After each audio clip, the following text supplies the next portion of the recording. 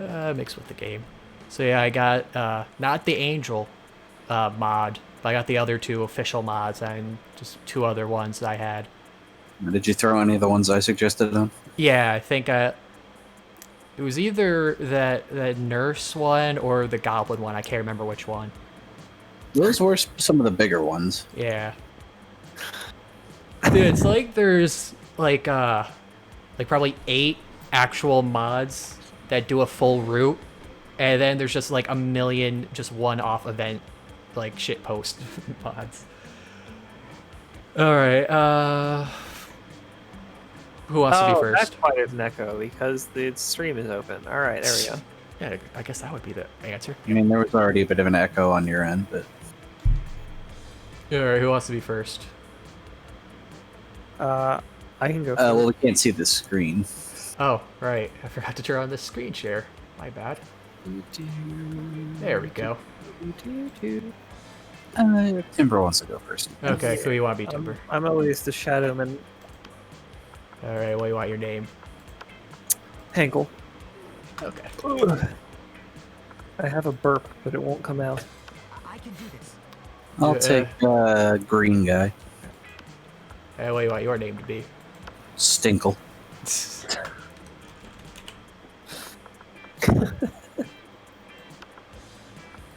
Alright, and I'll be Zombie Girl. And I'll be Wrinkle. Hakel, Stinkle, and Wrinkle. Oh, wait, I hit 4-player. Whoops. Idiot! You fool. Ruined it. I'm just so used to it by default.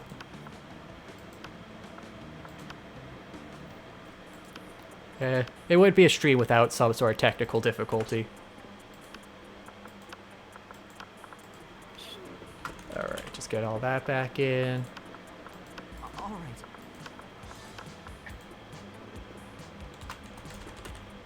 Personally, I'm offended by only 3 pronoun options. Yeah, where's my attack helicopter? Swah, swah, swah, swah, swah. Is that the pronoun? Alright, we already know. Sure, I identify as a rafflecopter. Delicious. Alright, It's Hakel, my chance to fix global warming. how do you fix it? Clearly, we set fire to the sun. I'll lead a mission to the sun in order to invite the sun to the party of its life. Alright, Stinkle. Now you gotta be Al Gore now. The world is doomed. Let's make a profit on it. Alright. Global warming isn't real. It's just like the people that say the world is round. They're wrong. Oh. Alright, Hinkle, you get to make a movie. Well, it's a lot of reading. Yeah, these are very involved. What the fuck? And they don't look at the They don't give a fuck about the explosions. I like that. Hold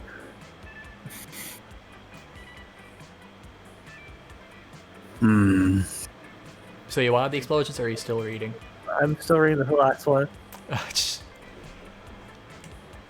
Nah. Yeah, 2 guys walking away from rad explosions. They don't look at the explosions. They don't give a fuck about the explosions. They reflect on life and love, but it's super dope and kick-ass because they do so while walking away from never-ending explosions. Oh, Michael Bay, eat your heart out.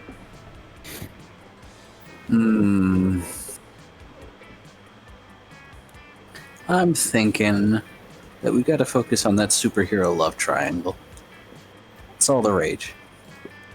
Alright, I'm gonna get some culture in here. We gotta go with the influential Russian novelists of the 29th century. 19th century. Wait, no, that's XIX. Yeah, Right. It's 19th. Okay. I guess I'm not cultured. Find your zodiac sign to be inaccurate. Design your own personal zodiac. I like the rich bitch. Hold on.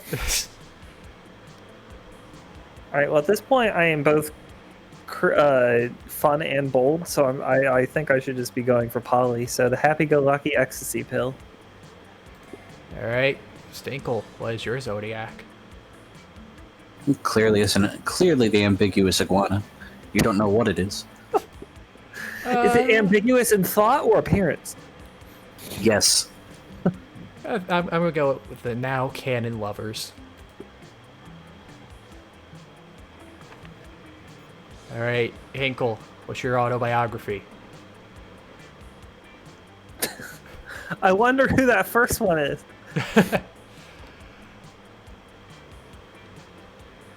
Now, that's something we have to do at some time. Do a non DLC thing, because there's a Calculaster route where how he's made that's only available in the base game. Isn't there one for Zoe as well? Yeah, with the Totem and the Prank Masters. But we already got those. Drunk so- text I don't regret sending. Is that where you're going with, or are you just making a statement? Yeah.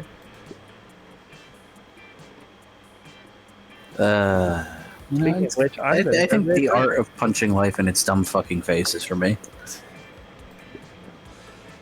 I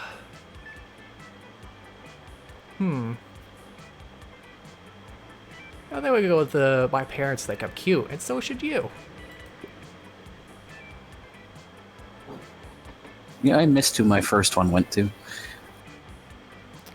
Oh yeah, I can't remember. I wasn't looking. Sorry, what were we talking about? Said I don't know who my first heart went to. All right. All right, Hinkle. Let's see. I need to be more creative. Let's go to the auditorium. That day while rehearsing for the class play, it's as though the muses themselves have descended to give you a figurative blowjob. Wow, we got this one pretty early. Usually that's midway. Your performance is intense and inspiring. You'll be remembered for generations, which is pretty rad by high school play standards. Gain true creativity. Yeah. And here comes Liam, ranting to anyone who will listen about the failings of living flesh. Alright, who wants the vampire boy? I have such pity for creatures that continue to consume things other than blood. Grocery shopping, cooking, chewing. Ugh, it's a nightmare.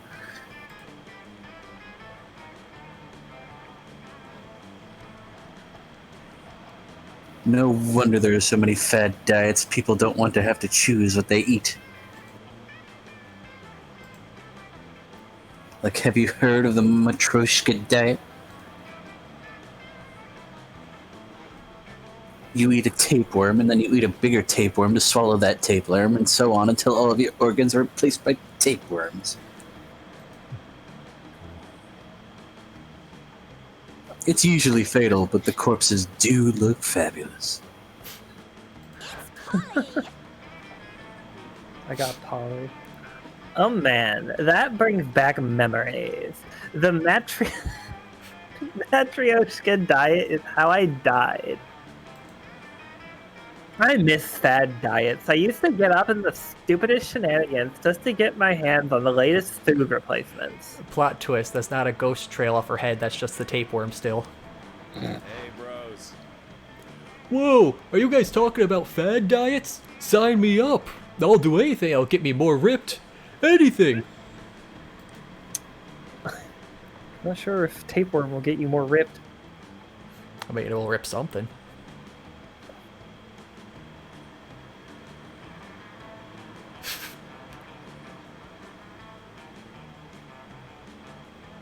Man, I'm trying to figure out which one Polly would like.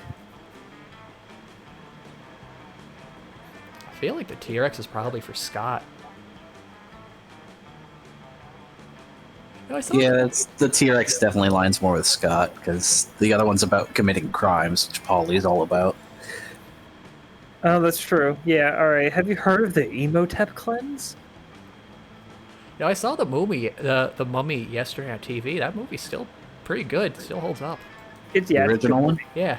The special effects are actually not Yeah, bad. they were like, it's surprisingly good despite being made in like, what, 1999? Yeah. Oh, wow. I didn't know. I don't know why I never thought of that. Finally, a diet that combined my love of being wicked skinny with my love of defiling sacred tomb. Yes. I don't even need to eat because I'm a ghost, but I am still so down for this diet. Later, Polly takes you out tomb robbing with her, and, even better, she lets you eat everything you find. You gain 2 That's, fun and 1 boldness. Sounds awful. Seacells by the seafloor. So, Timber, how did that mummy jerky taste? I mean, it didn't even say it was like meat-based things. It was literally anything we found. We got some gold. Eat it. Alright, which one gets me money? The library. Then I'll take that. You know, that's where you make money. Libraries.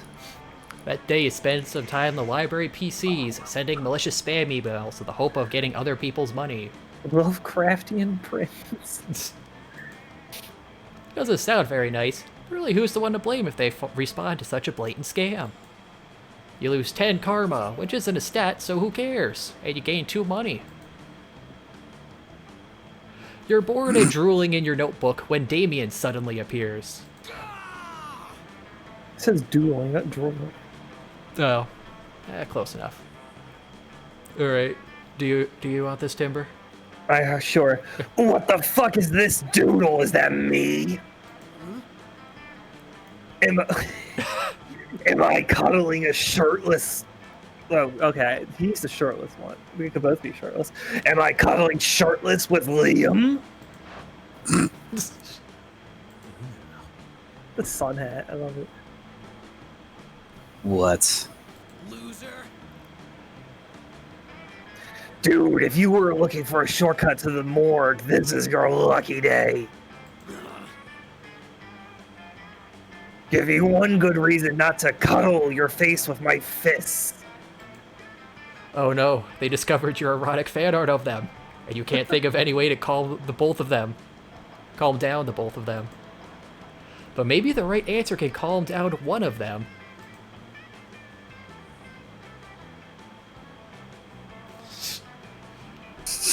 I like both of these. Which one gets you beat up the least? Don't be silly. You don't want to fight me. You're clearly fighting against your urge for cuddling. Oh no. Ooh. Then you start tickling Damien. Okay, that's it. In the end, it seemed he actually did want to fight you. And so he did. You need to check your people skills.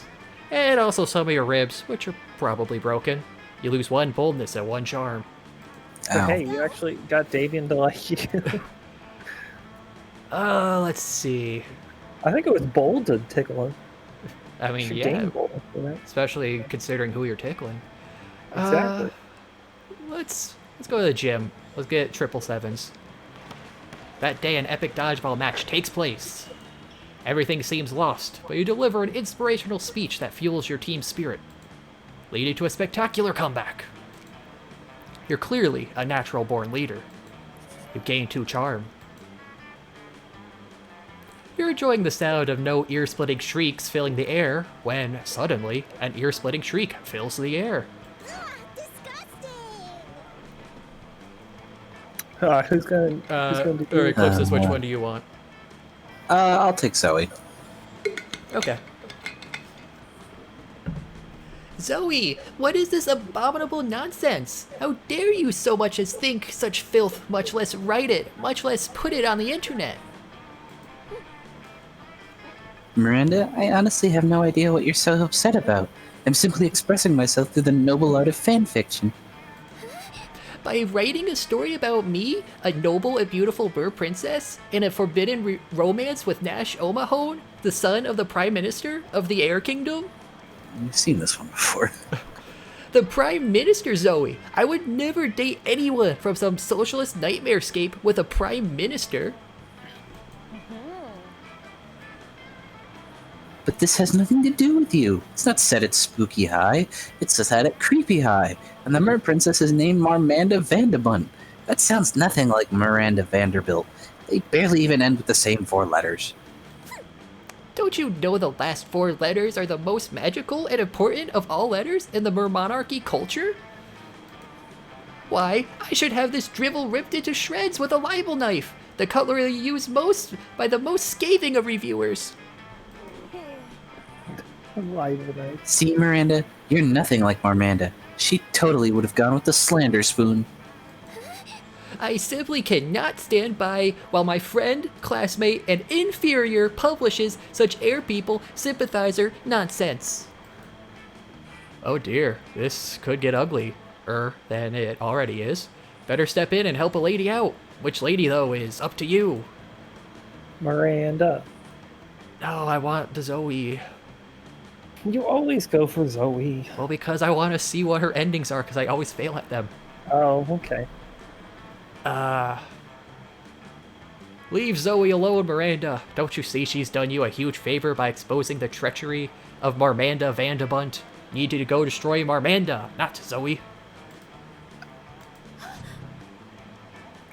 Oh. Yes, of course. Zoe, I understand now. Your story isn't air people propaganda. It's a warning to me. Sure, that'll get you to leave me alone.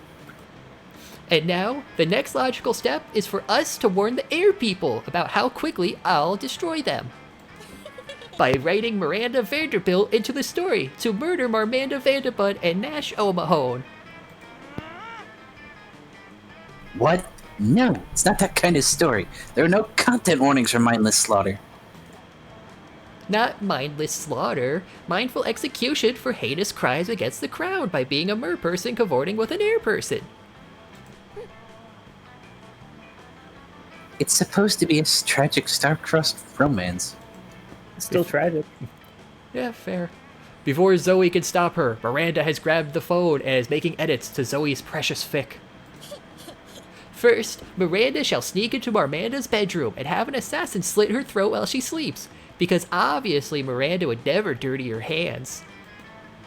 Then Miranda shall take Marmanda's place in disguise to go meet Nash, at which point her assassin will murder him as well in the same fashion. How dare you desecrate my fiction with unoriginal and repetitive murders? You messed with my fanfic, I'll mess with your minds! She does, and whoo boy, it is not nice. Somehow, now your brain can't tell the difference between chairs and feral panthers, which leads to many unpleasant moments. You lose 2 boldness and 1 smarts. Hey, nice, I got 4 7s. Everyone choose a song. Come, Susur Todd. Opa Gangnam Style. Despacito. Oh, fuck you. It's decided based on how plausible it would be for you to get an Amish community who have never heard before of commercial music super into the song. Probably mine. It's the friggin' Evangelion song. Yeah, I would say out of the 3, I go for that because it sounds kind of classical. Out of the 3 options. You're right. Yeah. Plus the name's in German. Amish speak German, so... Yeah, they'd be down for that too. So now we got Gangnam Style and Despacito. Hey, Gangnam Style loses. Are you sure? Yeah, Despacito's... I mean, alright, I'll go for it. I mean, Gangnam Style is like techno stuff. Despacito isn't dubstep. For some reason I was thinking it was. Yeah, what are you, silly? Yes, actually, I don't listen to modern music. Oh, idiot. Sure. Alright. Stinkle, where do you want to go? Let's go to the market. To buy a fat hog. Money. Hi, stranger, it's been a while. I missed you. It's okay, you can look at my stuff. I'll look Vulgar. at your stuff. Alright, let's see what we got for the What mods. is that Wario one? Curse Con. Oh, that's great. Let me see. What are the other options So you for got mods? the mods. We got the Slender. We got Slender Man. We got the social media. Okay, that's the one using Ross's OCs. We got the poetry, which is the Rivals of Aether crossover. And this is the other one that I can't remember what it is. Let me think. And of course, we got a map. We got the corpse, the lemon, kale, the police report. Did we ever succeed on the lemon? We did it, but I don't remember. I don't think we I succeeded. was just trying to see if one of the ones for the thingy, the mods. I guess you don't have them on, or they're I not wonder there what the yet. green is. Wait, what do you mean? I thought you said you had like the Goblin Girl or whatever. And I enabled one of them that you listed, but I can't remember. It's probably be what the All Curse right. Con is, but I don't remember which one. you know what? Sure, let's go for CurseCon. Wait, you actually want to go to CurseCon? Why? Look, if I give you all these at discount, promise me you won't tell anyone that you got them from me, alright? Sure. Later. It reminds me of just the Shrek and Shadow the Hedgehog fan art. The craziest Naruto and combination. Hey, let's go to the Coven. Perfect, since there's 3 of us. Oh. In a totally normal way, Liam happens to sit down at the same lunch table as the Coven. Suddenly, you hear a loud gasp from across the cafeteria. Every single one of Zoe's mouths is hanging open. You pull up a chair right as Zoe rushes over. OMG! Why? Is that what I think it is? Liam and the Coven sitting together? Do I smell a 5th season revival? Drop it. And by the way, there are only 3 seasons: a fall, winter, and eternal contemplation of the void. OMG! This is totally the classic return to a long-lost ally to save the world once again. Or maybe there's still some fire between Liam and Joy? Do you know anything about boundaries? Not really. Always the same with you. Are we Alright, doing ready? it? Yep. We always gotta... Listen, Listen, you were no longer allies, allies, but that but that doesn't doesn't mean mean we can't sit at the same table or anything. You're so slow. It is literally just Just a lunch lunch table.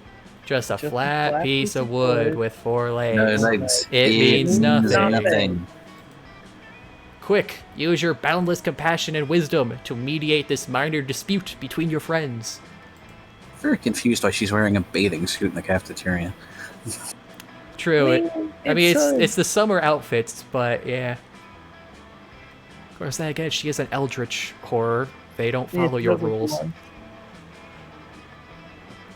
Let's I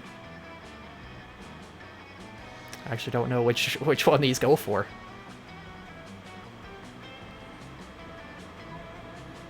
I mean, the first one is obviously Zoe. Yeah. Okay, we'll ignore the lunch table. That's exactly what someone would say if they were hiding a secret. Double-crossing mid-season reveal alliance/romance.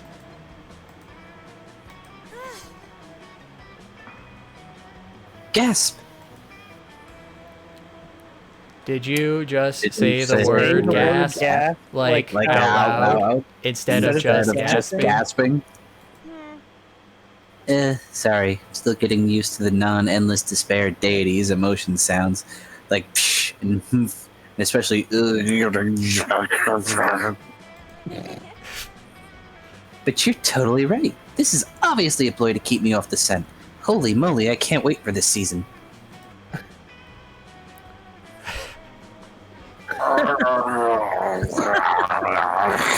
That's my new favorite sound.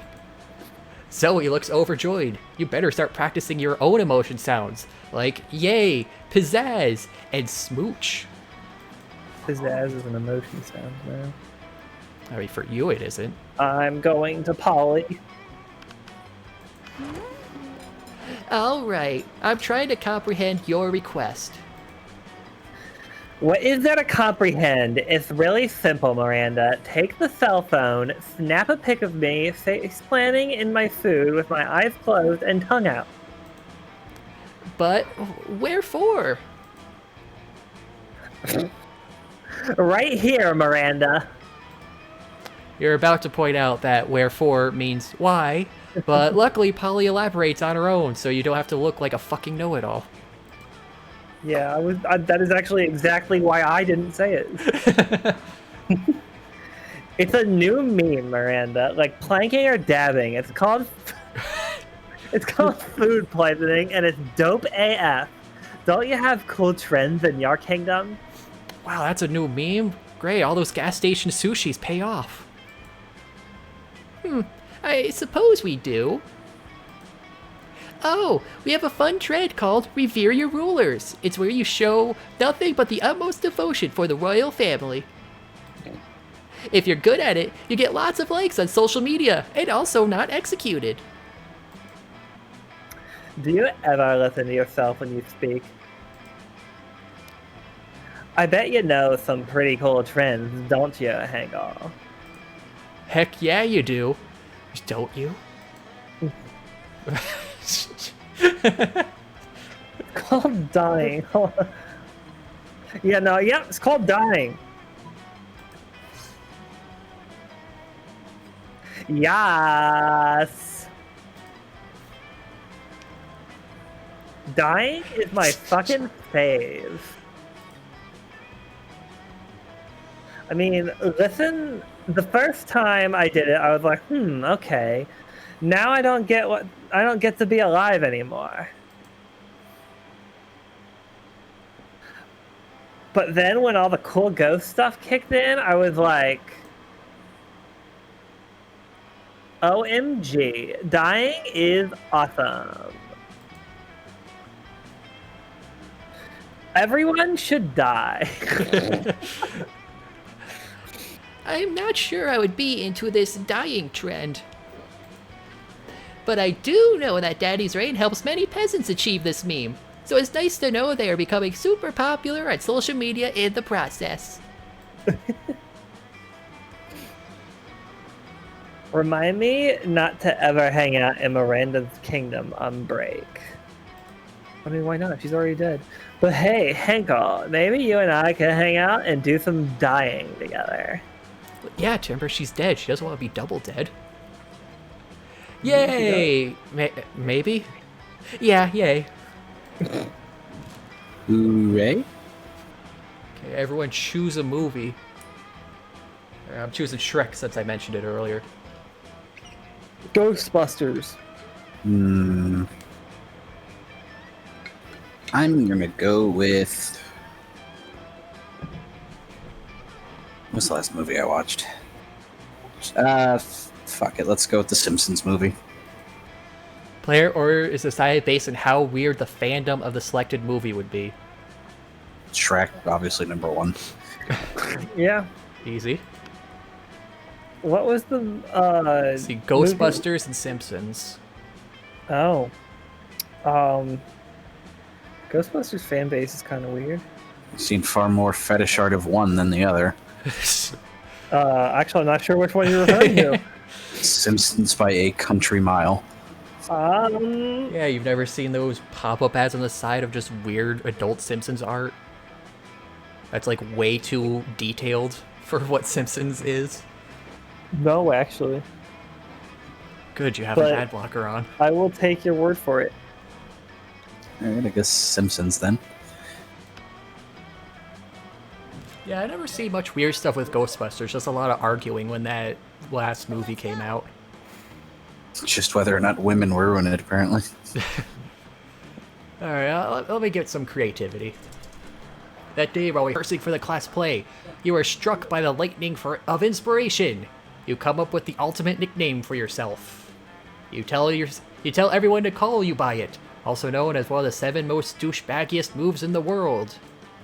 But the nickname is so awesome, inventive, and appropriate that people decide to go with it. Quite the feat, you gain 2 creativity. We, the devs, dare you to actually come up with a nickname for yourself and ask other players to call you by that until the end of the run. I got no good ideas. That's your nickname. I got no good ideas. Okay, no good ideas. Alright.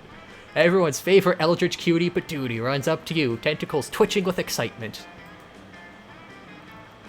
Wrinkle, did you hear? Did you hear? Netflix is rebooting Senior Regular Samurai Frogs. I'm so excited, like OMG. Oh boy, here we go.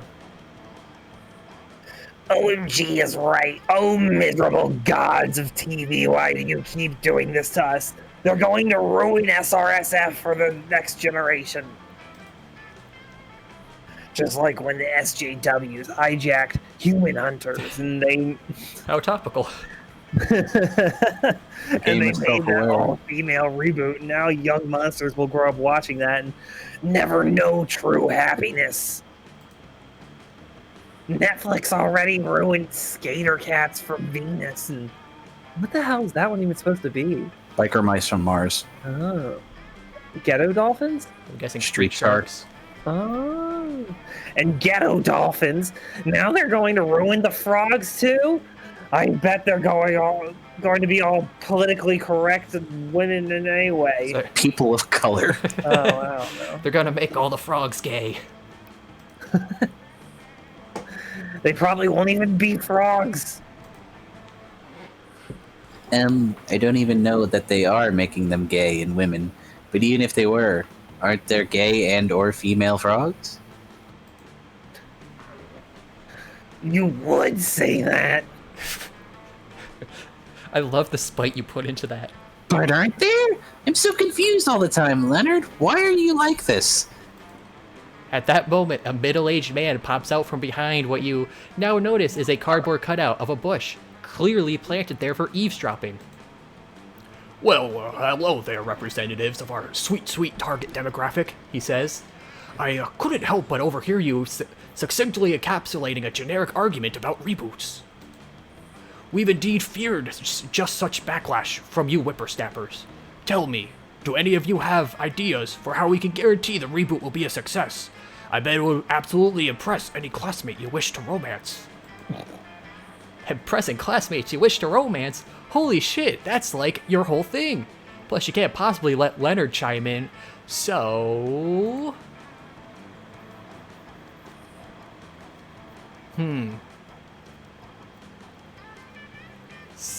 Let's see. Same thing from 30 years ago, or just put Poochie in. Okay. I have to go now. My planet needs me. Well,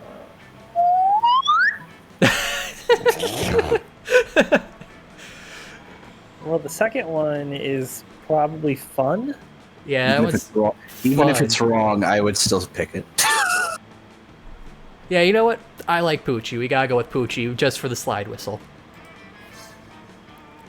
Yes, of course. When adding new characters, there's always a danger of facing criticism, unless the character is just so awesome. Ooh, what if you add a rabbit with a beard and a tattoos who is also a motorcycle? If this is a reference, I don't understand. Perfect! And he can have a PhD in selfies and kill any industry with a snap of his fingers, just like a true millennial. Plus, he's the national champion of dabbing. Oh my.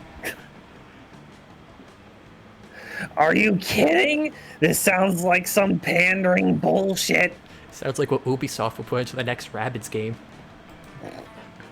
And I would consider your input valuable, but that purple chick pitched it in such a calm and even-keeled way that she must be right. I gotta go get to the art department right now.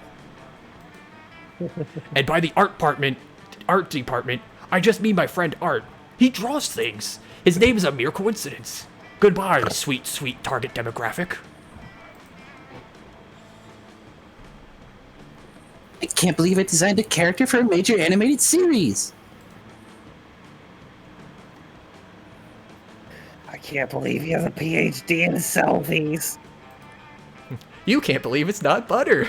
JK, you believe all this. Spooky High is weird as fuck. But hey, take 2 fun and a 1 money bonus. Ooh. Yeah, money. I guess I could use some fun. You're going to a con. That day during recess, you start a half-hour rave that goes full crazy. You have no idea how it escalates so much, but at one point there are like 300 people. Someone summons demons from a nightmare dimension. The consequences might distort the fabric of reality itself, but who cares? It's a rad party. You gain 2 fun. Woo! Later, you come across Damien and Vera in the hallway, nonchalantly holding a locker shut with all their strength. The locker has a sign on it that says, "Nothing to see here," and is screaming. Shut the hell up, you! Adorable, fluffy little, Fluffy. You see, we're spending quality time with our new pet. Isn't that right, Damien? From somewhere within the locker, you hear, "My parents will pay anything," before Damien kicks the door. Yeah, that's right. Adorable. Quiet, Fluffy. Who's going to stay quiet if he knows what's good for him? You know, I don't really have a great track record with pets. I had some mice for half a day, but my hair ate all of them. It sure would be a shame if our new pet died before we received the true joy of pet ownership. Yes, exactly. The sweet, sweet bank account filling, filthy rich making joy of pet ownership. Surely you have lots of knowledge about pets care. Why not share some of it? Hmm. Ooh. Hmm. Let me think. The second one's probably smarts. Yeah, that Yeah, one that's does sound probably pretty smart. smart. Let's go with that.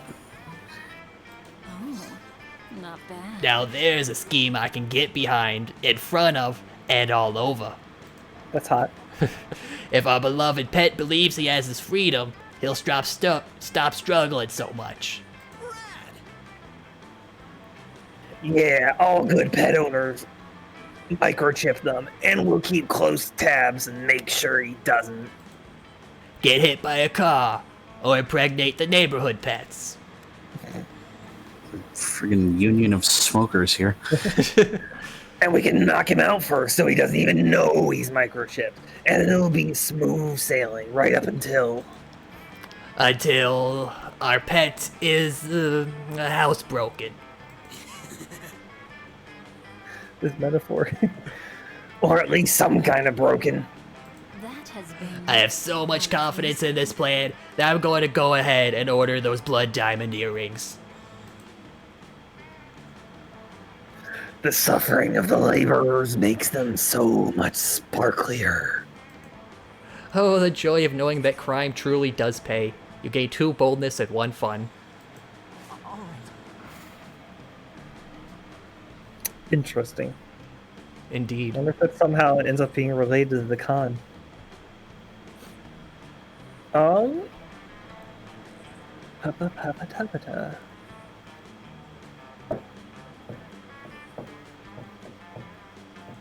I'm going to the bathroom. Bathrooms it is.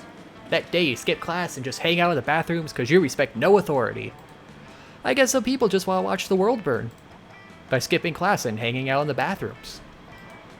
You give 0 shits, but you gain 2 boldness. Weird going to the bathroom and not giving a shit. In the middle of everything, a portal opens up and swallows Vera, Polly, and Liam. You dive in to rescue them, and straight into the season finale of the Interdimensional Bachelor. Good lord. Help. I'm in danger of spraining my eyes from rolling them so hard. Yes. Oh my god, we're on a game show? Yes, indeed. Tonight you 3 shall answer a series of trivia questions. Whoever gets the most points becomes my... I'm gonna win. I don't even care what the prize is. Your what? Your wife? What a revolting premise.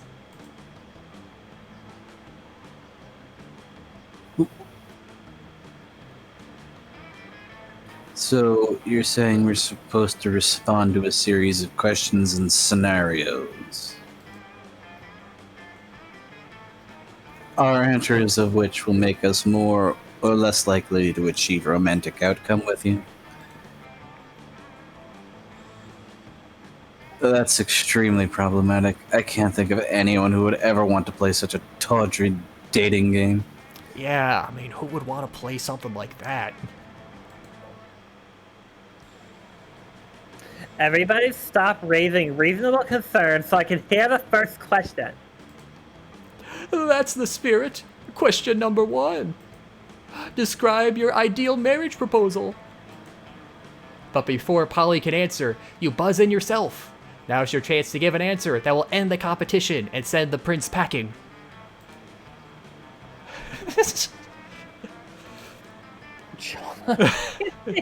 He's pour out.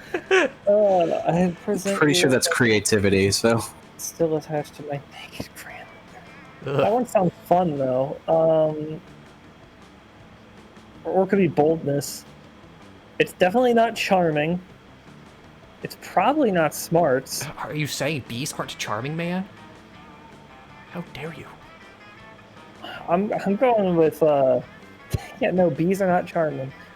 I'm going with I present you with my grandmother's wedding ring still attached to my naked grandmother. It does feel bold. Creative? What? I'm sorry. That's not the answer we were looking for. Does anyone else? Wait, what was wrong with that answer? That was a dope answer. Do you have something against grandmothers? Or, oh my god, do you have something against nakedness? Because my whole answer was just going to be naked, naked, naked. Actually, from you, that would be unacceptable. Oh, so now there's a double standard. Nudity is okay for Polly, but not for grandmothers. Grandmothers have flesh too, you know. Or at least some of them do. The ones that aren't ghosts or shadow goblins. Now I want to know what the fuck a shadow goblin is. I can't believe we're on a game show hosted by a gramophobe. Grandmothers are the most retro immediate family members, and we should all respect that. You know what? Fine. I'm sorry I abducted you all to star in my amazing game show. Go home. Maybe the character I am is supposed to be a shadow goblin. No, he's like a fear elemental or something. Oh, you're right. The image of your naked grandma has completely crushed my libido anyway. To everyone's relief, the prince sends you all home. This whole situation reminds you to call your grandmother. You don't tell her why. You gained 2 charm and 1 creativity. I'm surprised that a naked grandmother is unattractive to him, considering the other things he does find attractive. Oh, something happened to you, Timber. Yeah, Wow, he kind nothing of goes ever down happened for to me. everything. I'm gonna fucking lose! What's a rad monster to do on the weekends? Only hang out with the absolute raddest gals. In the absolute raddest place, the glorious mansion belonging to your dear spooky high friend, Juan the small magical Latino cat. Wow. But alas, even the best of parties wind down eventually. Lame. Man, this party was the best of parties, but it seems like it's winding down. Yeah, I can feel the frenetic party chaos joy energy fading off of pretty much everyone at this point.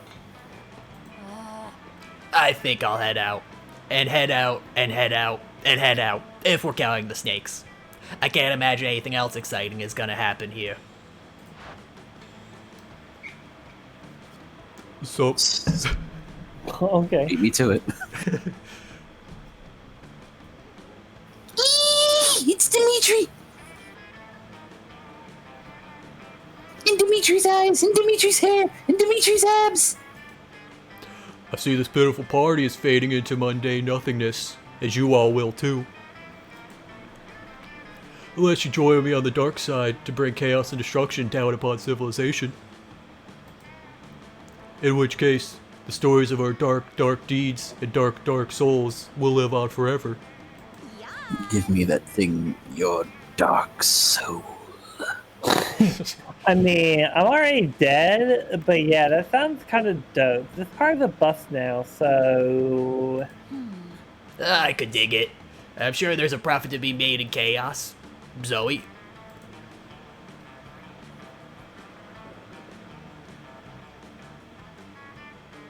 Abs! Ah, shit. Seems like all your friends are down for just about anything when they're bored, including bringing destruction down upon the world. Time to revive this party and keep your friends from being swayed by sexy Dimitri. By using an ultimate DJ strategy that will bring everyone's attention away from Dimitri's abs and back on the side of right. But of course, the level of masterful, complex DJing you intend to do can't be done by the hands of one mere monster. You need your most trusted friend, the ultimate DJ partner, someone touched, with consent of course, by the god of party. Shit. Ooh, I flagged out for a bit there. Ooh. Not that it really matters.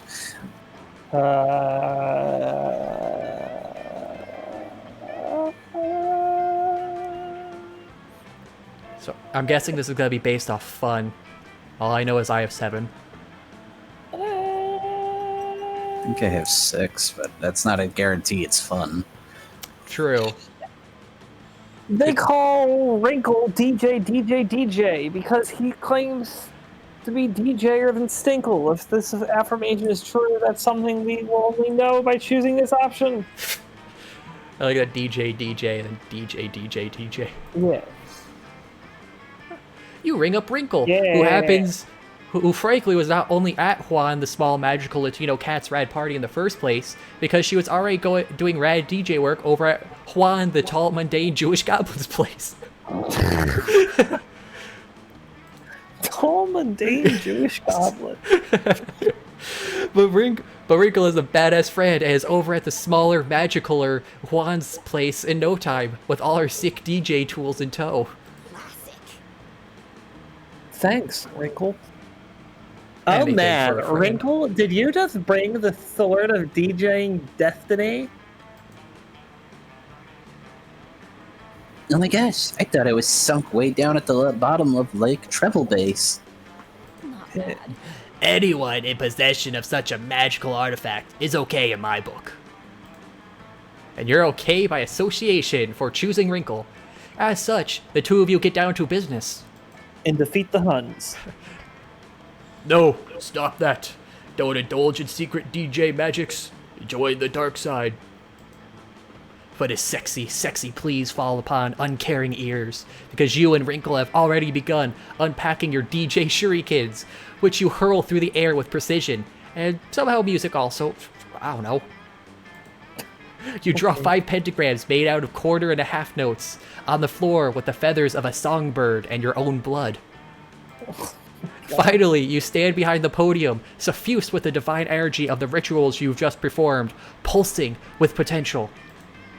And press play on Bohemian Rhapsody by Queen. OMG, yes! You follow this with Mr. Brightside. Good song. I'm coming out of my void, and I've been doing just fierce. And finish off with a sensible opus by Eric Prides and Ace of Base's It's a Beautiful Life. That's And a good, though. night's like... What? I was gonna say that's good. Ace of Base is like copyright free. And on nights like these, it really is. The tip jar is overflowing, and I assume I get a cut for being generally fierce. Stop this. Stop all of this. All this music. It gives me such feelings. You play Wake Me Up Inside by Evanescence as Dimitri gently and dramatically weeps.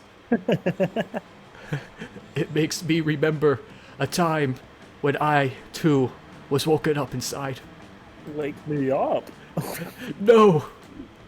Dimitri disappears at a puff of smoke as you and Wrinkle keep the sick party going all night long, earning you both 2 boldness and 1 creativity. Nice. Somewhere I hear Goofy. Wake me up inside. Everyone choose a brand. Disney. Does that count? Yeah. What's a brand? Uh, Hasbro. RuneScape. They got a brand. They do stuff. Sure. Well, you've never seen like music videos with "Wake Me Up Inside"? RSMVs. Yeah. Player orders decide based on how silly a mascot for the selected brand would be. If the selected brand already has a mascot, compare it to the imaginary mascots of the other brands. Oh shit. Mickey Mouse. Who the hell's Hasbro's mascot? They have a bunch of them. Yeah. It's just like an amalgamation of a Transformer, a Pony, and a Power Ranger. And Mr. Potato Head. And Lil's Pet Shop. It's just a toy Frankenstein. I don't think Jagex has a mascot. They tried pushing some story characters, but they forgot about those like a year after. So we could just go with a generic noob adventurer. I mean, honestly, I gotta throw my vote to the toy Frankenstein. Yeah, that's kind of horrifying to picture. Kill me. I think there was an episode of The Amazing World of Gumball that had something like that, just some sort of Frankenstein monstrosity. Right, the thing that was Anais' friend. Yeah. Alright, so we got Mickey Mouse versus generic RuneScape adventurer. I mean, generic RuneScape. I don't care. I'll take last.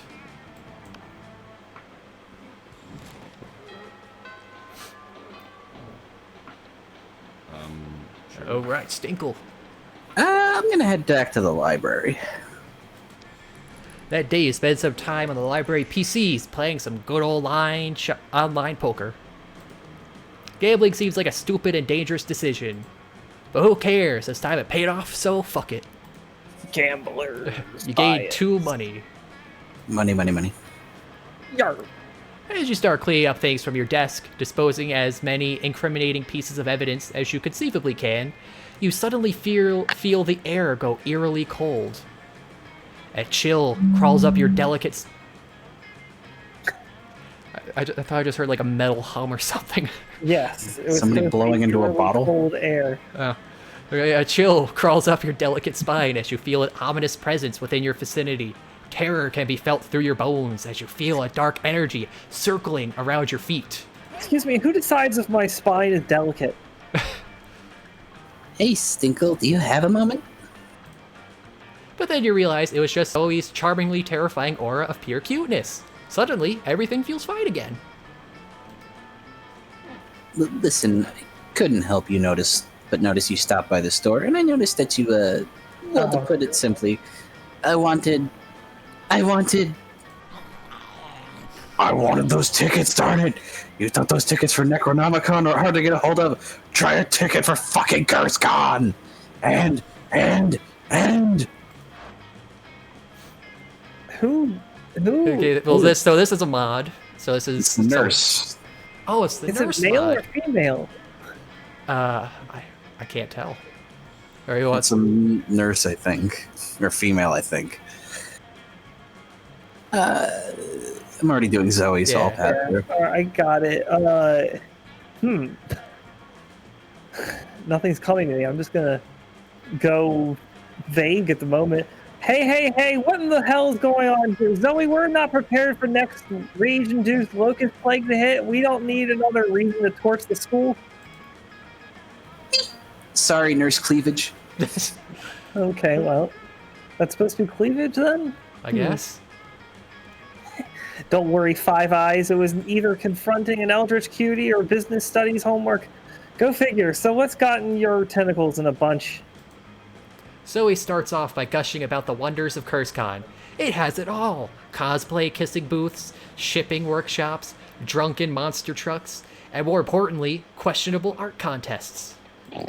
Oh, Lord. After hearing all the grisly details of last year's winner, Wario X Scorpion, Scario, you probably stop Zoe from showing off last year's winning piece, for everyone's sake. From what I heard, you can't get a ticket because of Stinkle, right? I mean, there's 4 tickets. Have you tried asking him nicely? It's better than hashtag blame Stinkle. Oh, right. Stinkle, I'm not trying to sound desperate or anything, but... Screw it. I want to win the song contest. Give me the ticket! If it wasn't crippling fear that was making you hand over one of your supposedly hard-fought tickets, then you're probably lying to yourself.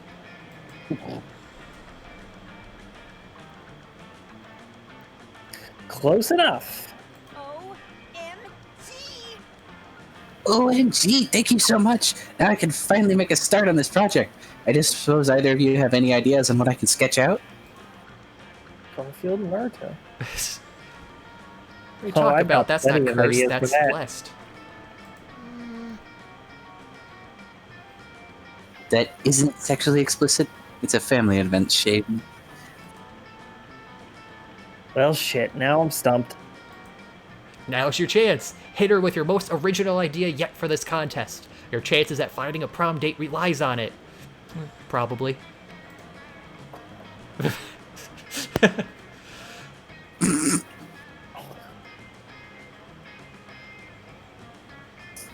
You gotta go for the Monopoly Man and Luigi. What? Even if it's bad, it's just funny. The Monopoly. What? No, that's not me. The Monop... What? The Waddly what and Waddle what? The pair looks at you with judging... Wait, Waluigi and Monopoly, but... What? Geez, so many images in my head and none of them are pleasant. Sounds like it'll fit perfectly. Try it out, Zoe. Strange ship, but it works for CurseCon, right? Zoe finally puts pencil to paper, and if you ignored her expressions of disgust and regret, she might actually be seeing the appeal of your OTP. Wait a minute. I think I saw the ticket. I think I saw the sketch starting to move on the page. That probably isn't normal. Wait, why is it glowing? Oh no, it's too cursed. It is cursed. Oh, shit. Could it be a ship too cursed for CurseCon? Zoe, you hold more power than what any sentient being could possibly imagine. Surely a little nudge on a page here and there is nothing to worry about, right?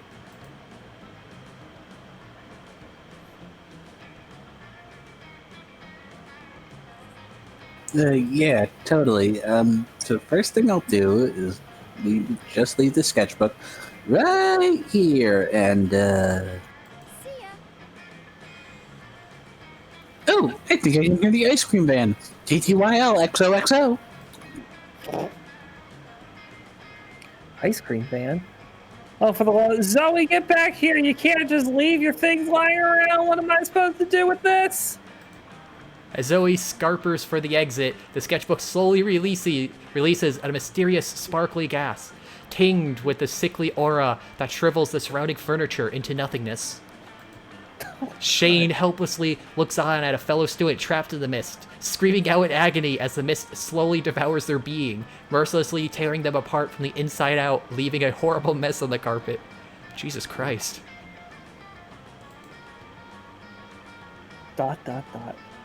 Oh, I hear it now! Ice cream, here I come! As more of the surroundings straight into nothingness, everyone pushes in front of each other to get out the fire exit. Thankfully, the gas wasn't able to destroy the whole school, much to the dismay of a select few students, that being all of them. In any case, your precious OTP has caused your library to go into emergency repairs, and it requires additional funding. You lose 1 money to help fund the repairs, since you're as charitable as you are cheap. Oh, and you lose 2 creativity. All right. Ouch. Oof. I'm going to the outs. No, she's occupying outdoors, the bitch. She's a cat, not a dog. She's a bitch.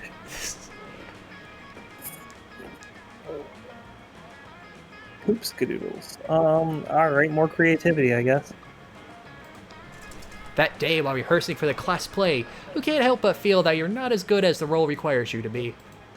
There doesn't seem to be any ordinary way of getting yourself there, but there might be an extraordinary way. You summon the devil, one of many, and make a deal to enhance your creativity just a bit. You gain 2 creativity. You also lose 3 years of your life as your end of the deal, but who cares? They were happening in-game anyways. You catch Polly floating upon the catwalk, muttering to herself. She perks up when she sees you. Hi.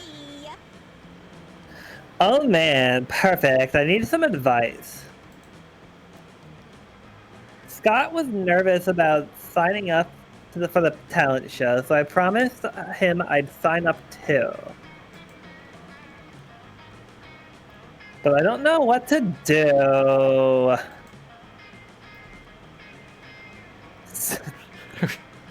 Sex having and drug doing are banned on stage after my act last year, and I can't think of any other talent. I don't want to back out, but I don't want to do something lame just cuz, you know? What would you do if you were me? Sex having and drug taking. Besides, look through walls at naked people, because duh.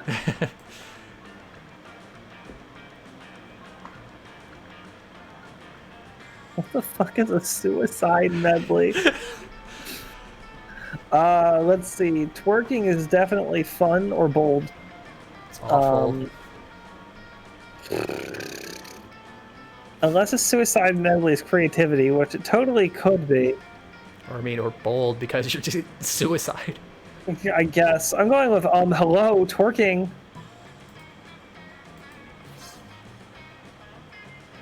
Yeah.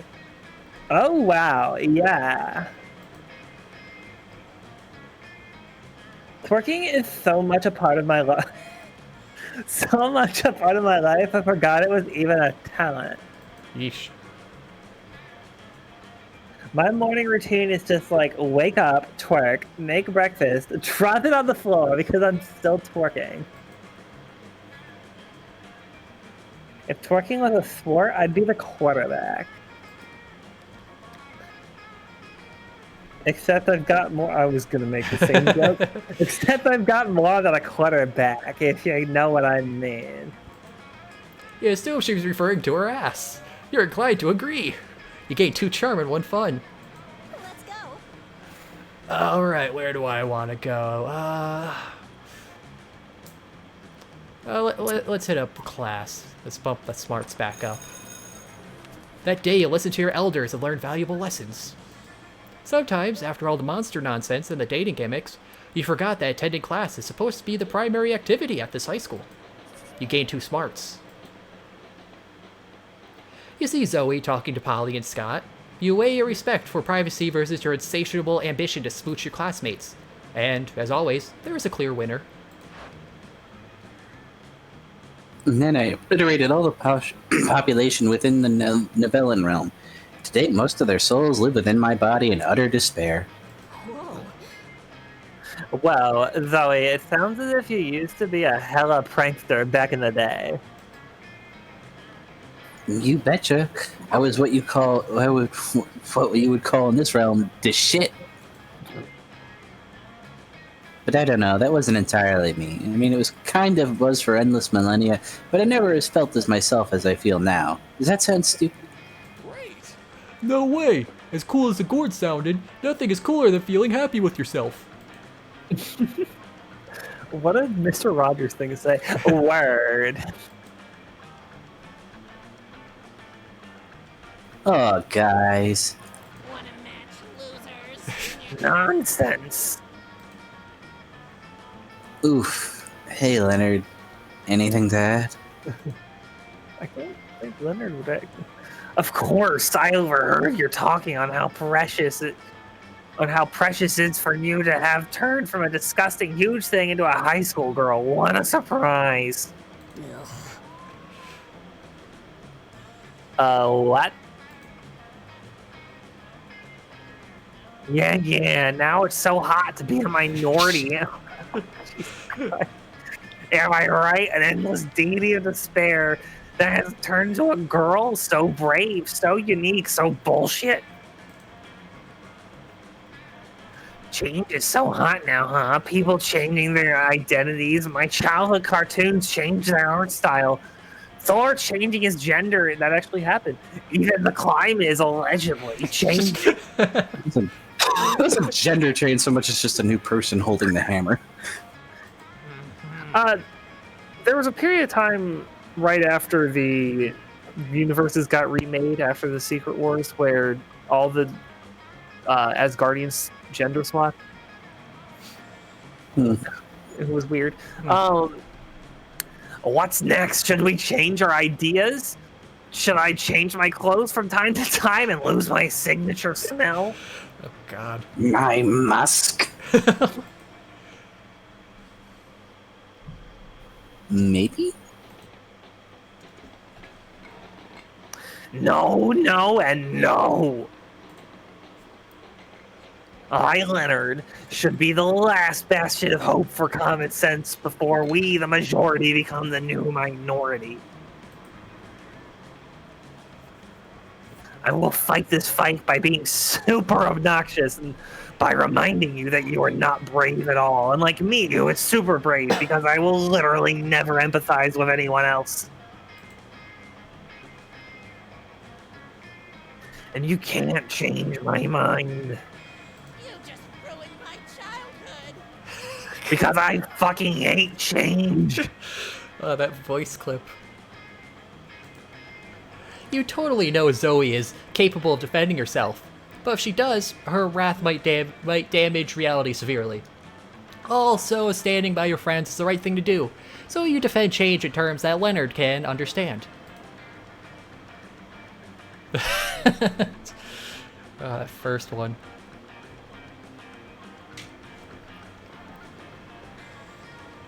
You know, I gotta go for that. Leonard! Okay, it bothers me. It says Pokemon Duel. They probably couldn't. Oh yeah, because they I use know. the pocket human. Then again, that does sound like something a person would say. Especially just to make them angrier. But yeah, Leonard, but you only buy your video games once their prices have changed when they go on sale. Checkmate. Atheist. But it can't be. Don't you do that? Of course I do. Those lazy game devs don't deserve my precious money. Also, should I remind you, I am an influencer with more than 200 subscribers. It should be them paying me to play their puny games.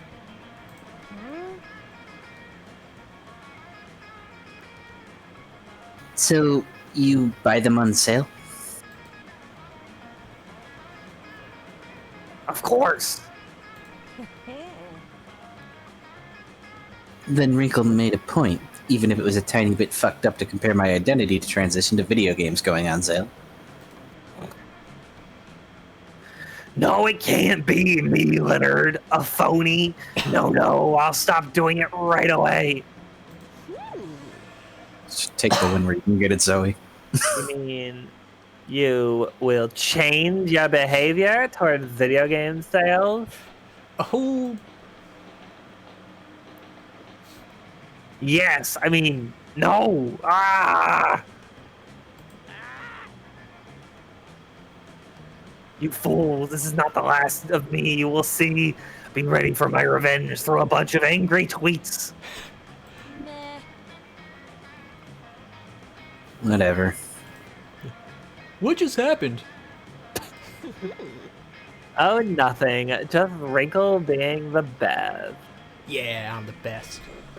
Yeah. How didn't we see the best way of fighting Leonard was baiting him with his own stupidity? We're Team Zoe and Team Zoe just won. Hooray! Just in one ear and out the other, Scott. You're the best team ever. You all hug as the sweetest thing ever. Later, in your secret lab, you distill the sweetness into 3 charm. Because that's a thing I have. Everyone choose an activity. Masturbation. Fuck, I was gonna say that. I choose hugging. Let me think. All I can think of is masturbation. Grooming your dog. Blair Orr's decided based on how weird yet interesting your next Tinder date if it would be if it revolved around doing this activity together. Yeah, masturbating as a Tinder date would be pretty weird. I mean, I got Is it hugging, so though? that's It's a- not weird at all. It's a dating app, not even particular high quality one. Is it that weird? Kind of. I mean, don't I know. would say If somebody had a date and they're inviting you to groom their dog, that Yeah, feels no, a bit grooming weird. dog is definitely number one, but number two is masturbating. yeah, I'll take last because hugging is very chill. I don't for know. a If somebody dating app. just invited me to hug, I'd feel like they might be a serial killer or something. Yeah, but also you got like mutual masturbation or whatever instead of just doing it. All right, I'll go chill out with Leonard and Shane over there in the corner. You distinctively hear an argument stirring up in the lunch hall. With such tensions right. rising, you see this as an opportunity to do some good for the school. Of course, this means spreading some extra juicy gossip everywhere. Whether you actually want to help the situation get better is another matter entirely. It's bad enough that you're bothering me during lunch, dog bowl. So I'm only going to say this one last time. I repeat, I am not giving you antibiotics over a pathetic wrist injury. How do you even fail to understand such basic facts about medicine? Let's see, now what's the wrist injury got to be from? Gaming or masturbation? Yeah, that's why I said, oh. Are you dense? It's been hurting for hours and it hasn't gotten any better. I took those painkillers you gave me and it didn't do shit. Should have known better than to go to you, nurses. Nurses don't do shit compared to doctors. So what? So what kind of help could a fake nurse like you do? Oof. Not that it'll make much difference anyway. I found so many people online talking about how injuries like mine got better through antibiotics. What? That's not possible at all. Just look at all those forum posts. Well, I mean, there's your answer, Timber. It's a forum. Leonard pushes his phone into Shane's face, showing off a forum thread that talks about the misuse of antibiotics. The irony. Well, fuck, Leonard. You got me. What's the word of a nurse's apprentice compared to some middle-aged truck driver from Alabama when it comes to prescribing medication? But I understand if you don't want to come to me with your problems anymore. I completely understand your viewpoint, even if it is wrong.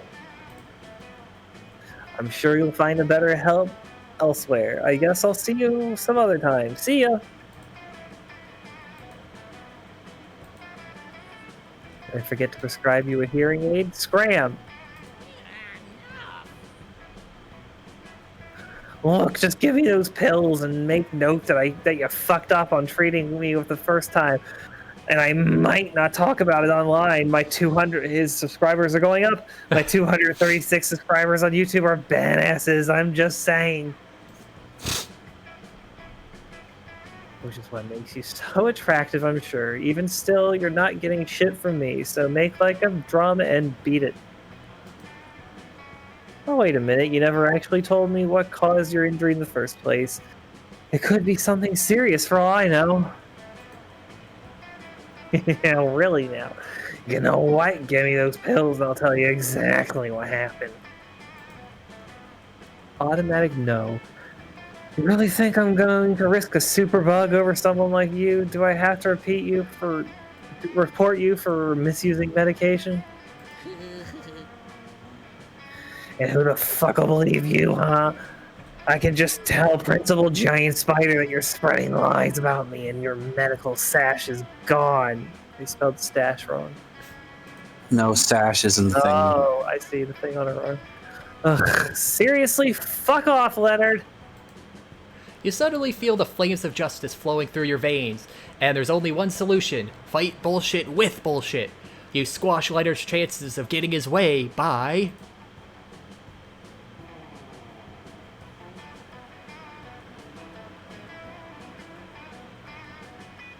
Jesus Christ, that bottom one. Real legit testimony. Leonard injured his wrist. Oh dear. Sandy Cheeks, John. Oh. You know what? I gotta go with the bottom one. Followed by a loud bang inside the cubicle. Ugh. That's disgusting. You really think that makes like a sense? I mean, given that it's you we're talking about, it sounds believable enough to me. You can't be serious. There's so much wrong with that. Are you really going to make people believe that we have a Sandy Cheeks John in Monster High? I'm not explaining what Stinkle is insinuating. Doggy Bowl. That is a weird nickname. Do you really expect people to believe that someone like you has an actual girlfriend? I'd sooner believe Scott making it to Harvard. Ugh. You know what? Forget it. I should have known better than to talk to some man whore. Okay, so it is a guy. Yeah, it's a very effeminate one. A man whore that dances for a bunch of desperate girls every night.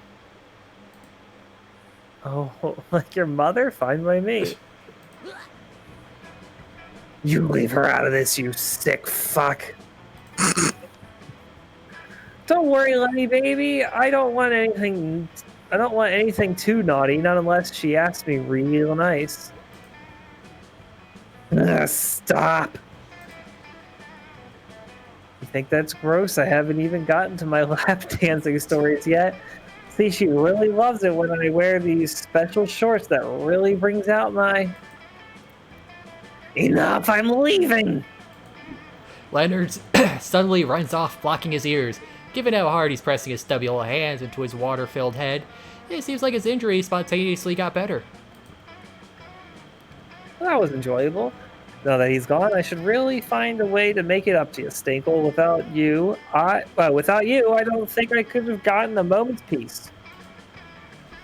Oh, I know. Follow me into the changing rooms. It's better if we're alone. Just lie down, breathe easy, and let me do all the work. You've earned it. Ooh. I need an adult. Don't get too excited. It's not that kind of reward. Shane is giving you a firm back massage that's typically given to the school's dodgeball team after a tough game. That's all. Totally. On the bright side, you feel so light and limber that you can proudly boast 4 charm to your stats. You could sell for that kind of happy ending, right? All right. Going with Polly. You arrive at Polly and Vera's table to find them eating. Wait, both of them? Oh, yum, yum. I sure do love food and eating. Look at the food go in me. Yes, this cafeteria sloppy Joe truly has a subtle flavor profile. Finally, you notice the cause of this absurdity. A well-dressed businessman sitting at the next table, watching both women intently. Oh yeah, I know you like this, baby. My eating is realistic and erotic. Be cool, Polly. The man wants to pay us for eating in front of him, not screaming about eating. Is this not what eating is? I forget. Well, Vera tries to explain eating to Polly. The businessman shyly approaches you and gives you a small bow. Much obliged, friend, he says in a soft voice. Are these two fine ladies your friends? I must confess that I have searched far and wide for a suitable candidate to fulfill my rather unusual fetish. Paying a student at high school for monsters to eat food while I politely watch from a distance. But I find myself unable to choose which of these two beauties to hire. The snake-headed one possesses a certain grace. Yeah, pay me, motherfucker. Pay me to do a thing I was gonna do anyway. But the translucent one has such passion. I don't even want the money. This is just fucking weird. I love it. In your opinion, the businessman finishes, which would be the wiser choice on my part? The ghost for sure. I've never seen someone eat so convincingly. The businessman nods thoughtfully. You know, you're right. I never before have I believed so fully that someone was actually eating real food. Yep, that's me eating real food with my real mouth and teeth. Are you kidding me? That's convincing to you? The food is falling right through our body onto the floor. Don't hate me just because I'm efficient at eating. Don't worry. I hate you for other, more private reasons. What? Sorry, can't hear you. Too busy eating real food. You team up with Polly to make her eating even more realistic. She passes her food through her body to you, and you eat it for her. It's pretty hot. That honestly does sound kind of hot. I'm going with Zoe and the Demons. Zoe and the Demons. Coming this Benny fall the to Jet. NBC. When you get to Damien and Zoe's table, you find yourself in the middle of a pretty tense situation. Dahlia and Damien are sitting right next to each other, chewing their lunches way too hard and furiously ignoring each other. Zoe is staring excitedly at the two of them, phone out, ready to film. OMG! Is this it? The final showdown between Stormy Blue Nightmare Dahlia and Spicy Red Baby Damien? Is today the day the Aquinos finally claim the 8th circle of hell? Alright guys, I've got my phone camera ready and rolling. You can start the bloodbath whenever you're ready. Just Any second now. Go get a life. Give us a fucking break, will you? my Leonard and Damien are fusing. We're not gonna resolve centuries-old disputes between our families in this cafeteria. It's anticlimactic. Yeah. I'm just sitting here because Damien's so scrawny and insignificant. I didn't notice him before I sat down. And I'm sitting here because fuck you. Yeah, fight! For the last time, it's not dramatically appropriate. Zoe does not respond. Instead, she wordlessly slides two knives across the table and waits patiently. That is somehow adorable. So, what's your play here? Will you convince them to fight, or convince Zoe that there's something even juicier going on? You know, look, I know you guys can't actually fight for the 8th Circle of Hell right now, but you must want to fuck each other up at least a little, right? I think the first one is the Zoe one. Well, she wants to see them fight, right? I know, but she's also a shipper to the extreme. Oh, you're right, you're Yeah. right. Well, No, so I think it's the first one. I think the second one. Yeah, I'm going with the second one. How about a thumb war over dessert? Weak. Oh, Oh, what? A thumb war? That's clearly beneath me. You know what's beneath you? Your butt! How dare you? 1, 2, 3, 4. I declare a thumb war. 5, 6, 7, 8. My thumb is full of boiling hate. Ah, stop punching my thumb with your other hand. I will when you stop hitting mine with a hammer. Never. Your fruit cup is mine. Not if Mr. Dynamite has anything to say about it. Damien shoves a stick of dynamite into his fruit cup, destroying the cup, cracking Zoe's phone, and effectively ending the thumb war. Yes, it is just as the poets say. In the contests of war, the only true winner is the dynamite salesman. Me, because I got to blow up a fruit cup with dynamite. And me, because I won the thumb war. The only thing you want is my fist in your mouth. Damien looks happier now because there's no better dessert than gratuitous violence. And he surely notices he got an extra portion thanks to you. Well, that didn't go how I wanted. Yeah, that's a confusing situation. Well, I told you, she used to ship her at heart. Yeah, I guess I should have went with that. Everyone choose an animal. Echidna. Platypus. Blue-footed booby. Player orders decided based on how hilarious it would be if Stinkle died after being attacked by 8 of the selected animal. Blue-footed booby. I gotta go with that too, just because you're like, oh, he died from boobies. Platypus would probably be the third because they're actually poisonous. Yeah. I win. I'll take last. Alright. Yeah, platypi are actually scary. 8 knuckles attacked him, he died. I don't even know what an echidna looks like, to be honest. Well, they're red, they kind of look like Sonic. I'm going outside! That day during recess, you start a half-hour rave that goes full crazy. Everything is fine until Juan, the small magical Latino cat, asks you what you think you're doing.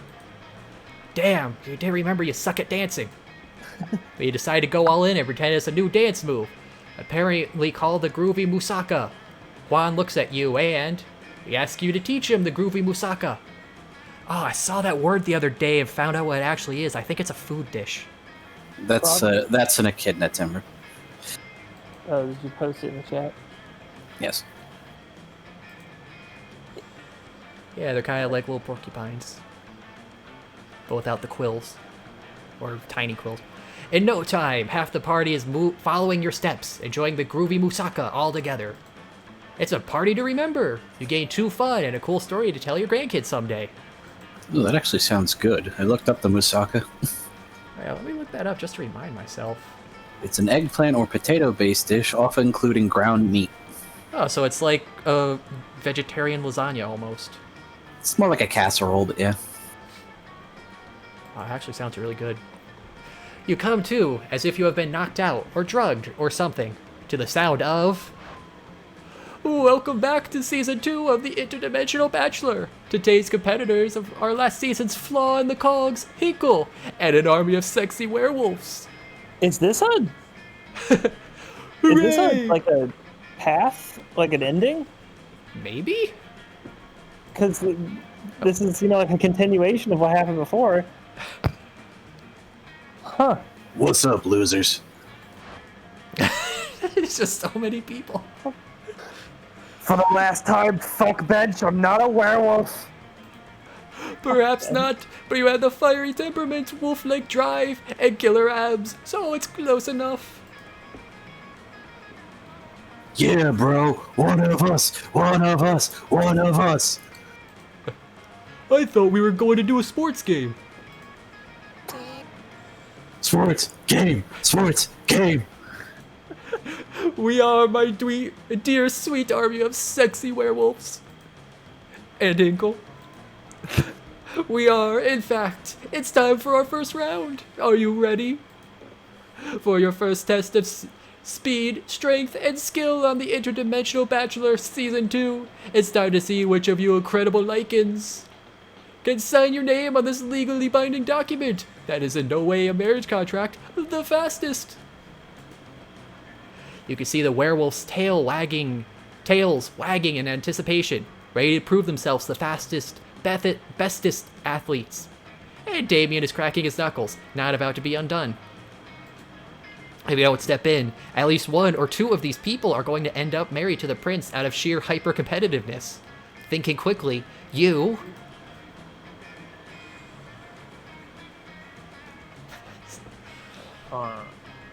Eating the contract is definitely boldness, so eat the contract! Fast as lightning, you sprint over to the table where the marriage contract sits and devour it. You ate paper. Huh?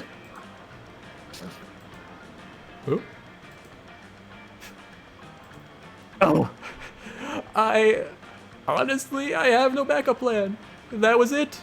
I was really counting on the athlete's sense of competition to immediately drive them to sign the contract with no thought whatsoever. I was just so confident in that I I suppose you can all just go home now then. See you next scheme. Man, if he calls that a scheme, that's pretty embarrassing. Who would actually fall for? Oh man, no fair. He ate the contract before we even got started. Rematch, rematch, rematch. Ooh, if we're doing a rematch, I'm definitely going to sign the contract so good, so fast. You and Damien hustle the werewolves out of the princess dimension before they can accidentally marry themselves off. And so you all remain single happily ever after, free to take whomever you want to prom. You gain 2 fun and 1 smarts. Sure. I'm a smart boy. I could use more charm. That day an epic dodgeball match takes place. At one point, you're about to be eliminated by a player from the other team. But suddenly, you convince him not to throw the ball at you with a heartfelt speech about the importance of everyone's lives. The player bursts into tears, and you take advantage of that moment of weakness, throwing a ball at him. You lose 5 mercy, a stat that might be useful in Monster Camp, but isn't now, and you gain 2 charm. After your intriguing time of insert fascinatingly activity here, you distinctly hear the sweet pitter-patter of Zoe's feet rushing straight towards you. Aww. Stinkle, quick, Tilder. I had a hard time getting any drawings nailed down, so I got Shane to do some live modeling for me. But I needed 2 people, so I asked Dahlia to... Suddenly, a battle axe smashes through the wall next to you. On paper, this sounds like business as usual for Monster High, but clearly, this one seems particularly bothersome. And then that, I need someone to make them stop. They've already murdered an entire transfer class, but that's not important. I got a trophy to win, darn it. You couldn't possibly deny that little face. You follow Zoe over to the snarling pair in one of the classrooms, only to discover that many casualties struck down around them. You. Weak. And your training and becoming a masterful healer for my armies is going down the drain. How am I supposed to conquer the 8th circle with disloyalty like this?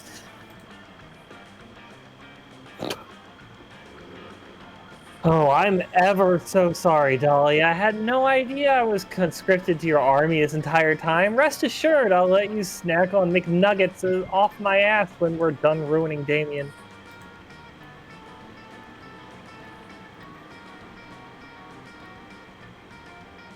There, anything else you'd like me to bullshit?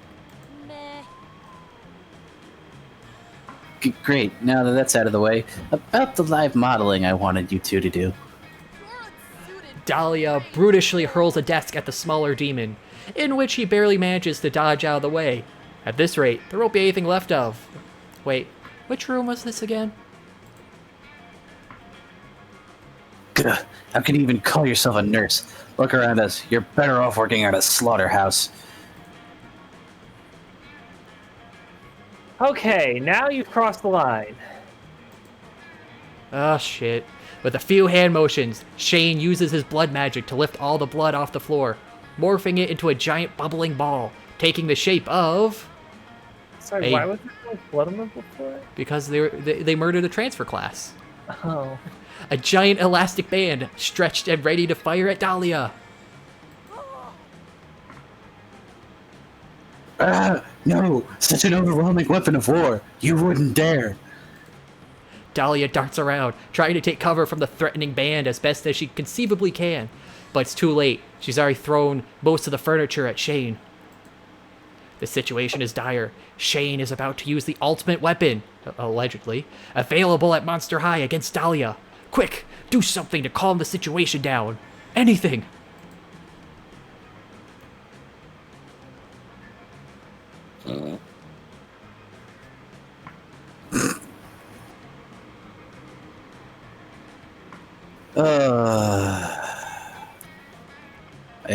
The bottom one I'm torn. I'm not sure if it's creativity or charm or fun. Yeah. Well, the first one's definitely bold. Yeah, it's so definitely Yeah. bold. As long as the second one's not creative, you're good. Alright, I'll go with the bottom one. Risk it. It's 2 out of 3 shot. think the map is even better than that.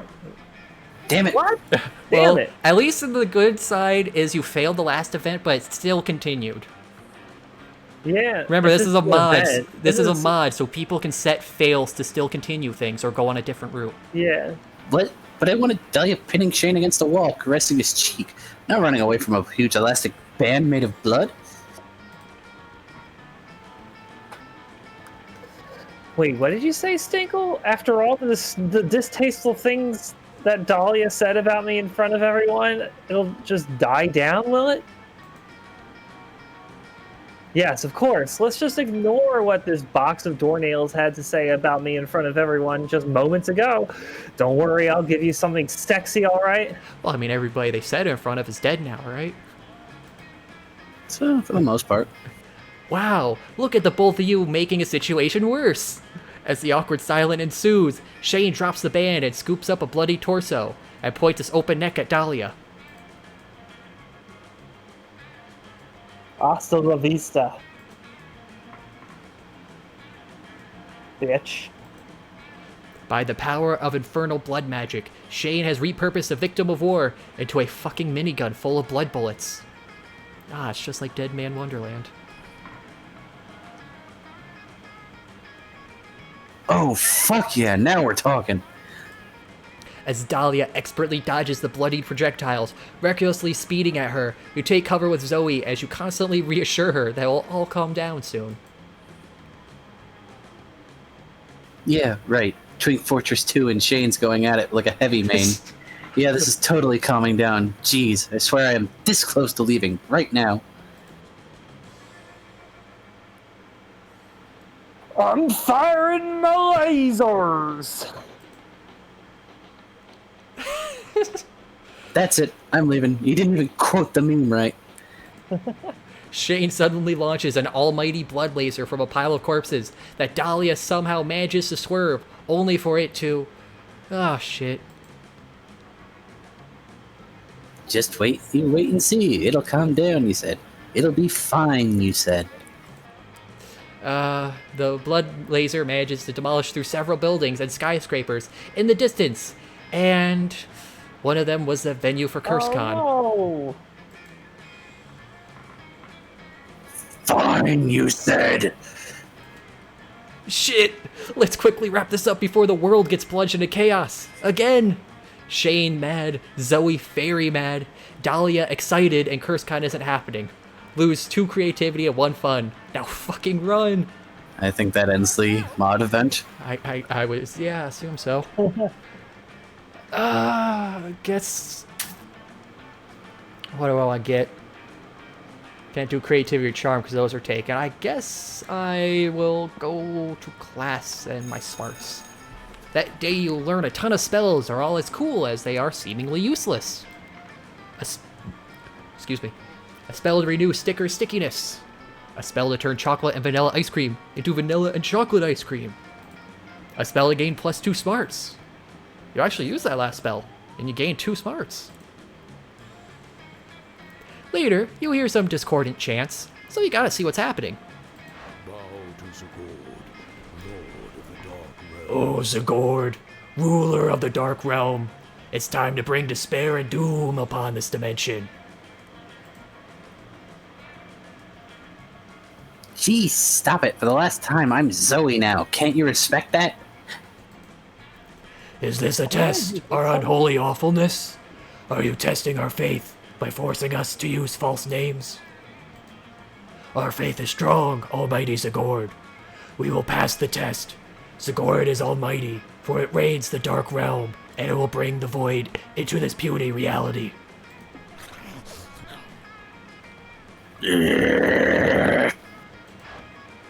Hey! did we get the cultist ending? What? I forget. Did we get the cultist ending? I think we did. Yeah, Yes, that was the last time. I did it. Yeah. Hey, what's happening here? Stop it. Bad cultists. Leave Zoe alone. Vera smacks the cultists with a rolled up newspaper until they leave.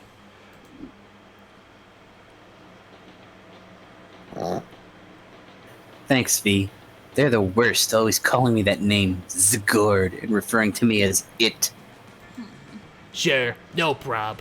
The wolf pack is Hey, broskies. We heard that those cult bros were saying. Is it true that you used to be that Sigurd bro? I guess so, in a way. But bro, the cult bros told us everything about you. They said we are good cult material. Something about how being pack-minded is a great start. But why would you go from being a giant monster to a little girl? That's so weak.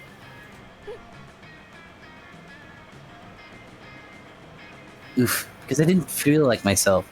It wasn't who I truly was. That sounds complicated. Jesus, Leonard is showing up a lot this game. Don't listen to her. She's lying. She obviously did that shit for attention. It's a Leonard night. Now everyone changes their pronouns and identities like there's just hats. Now this is beneath me. This also feels like a route because we keep talking about this. You know what? I identify as an attack helicopter. See what I did there? I made a clever and original joke to prove I think something that's important to you is stupid to me. You can't handle my nuanced humor. You have to have a very big brain to get Leonard's humor. It's a very high IQ. Vera says nothing. She just stabs Leonard. He's just Oh, gone. that was sweet. Thanks again. Sure. You know, we're sisters, not sisters. Yeah, that only works in a text format. No, but really, why would you change all that? Like, you also changed your name, even your pronouns.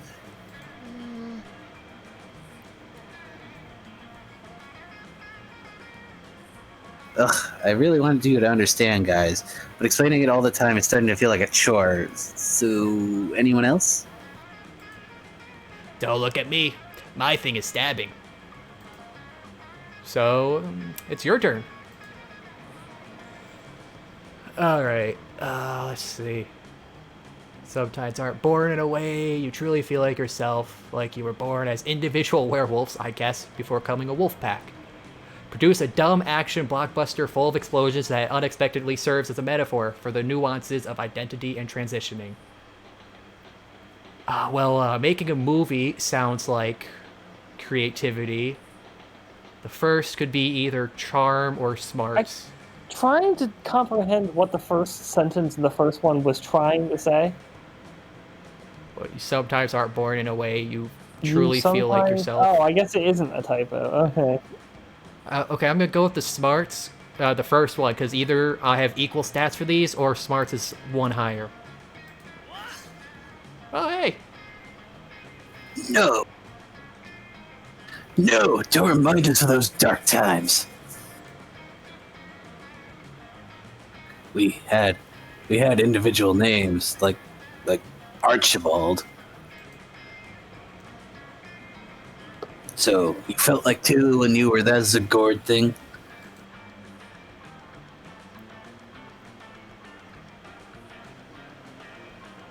I mean, it's a bit more complicated than that. I changed my name to match the identity that felt truly like mine and leave that other identity behind.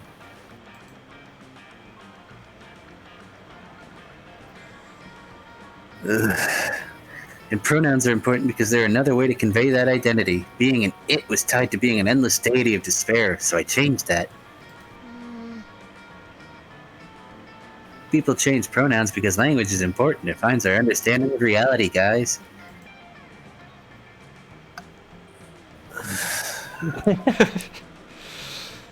Same way that some people prefer to go by they because they see themselves beyond the binary spectrum.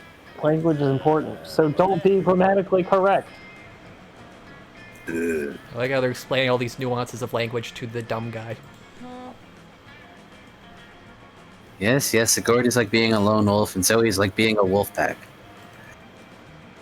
Oh, we get it. Okay, we'll try to remember that for next time. Thanks. I mean, weird metaphor, but sure, if it helps them to be a tiny bit more respectful, then I guess it's baby steps. Thanks, you two, for having my back. Sometimes it gets exhausting.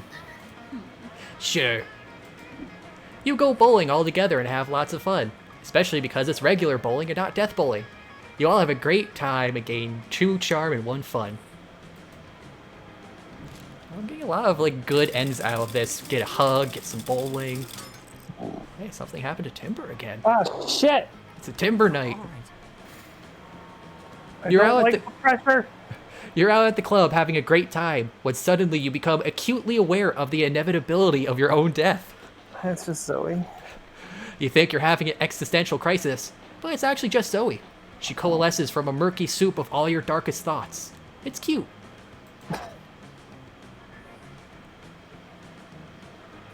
What's up, Hinkle? Enjoying your weekend? That's cool, that's cool. Listen, I gotta ask you something about Wrinkle. You know, the one with the very nice butt and also probably a personality. We've been hanging out for a couple weeks, and I have to admit there's a spark there, but...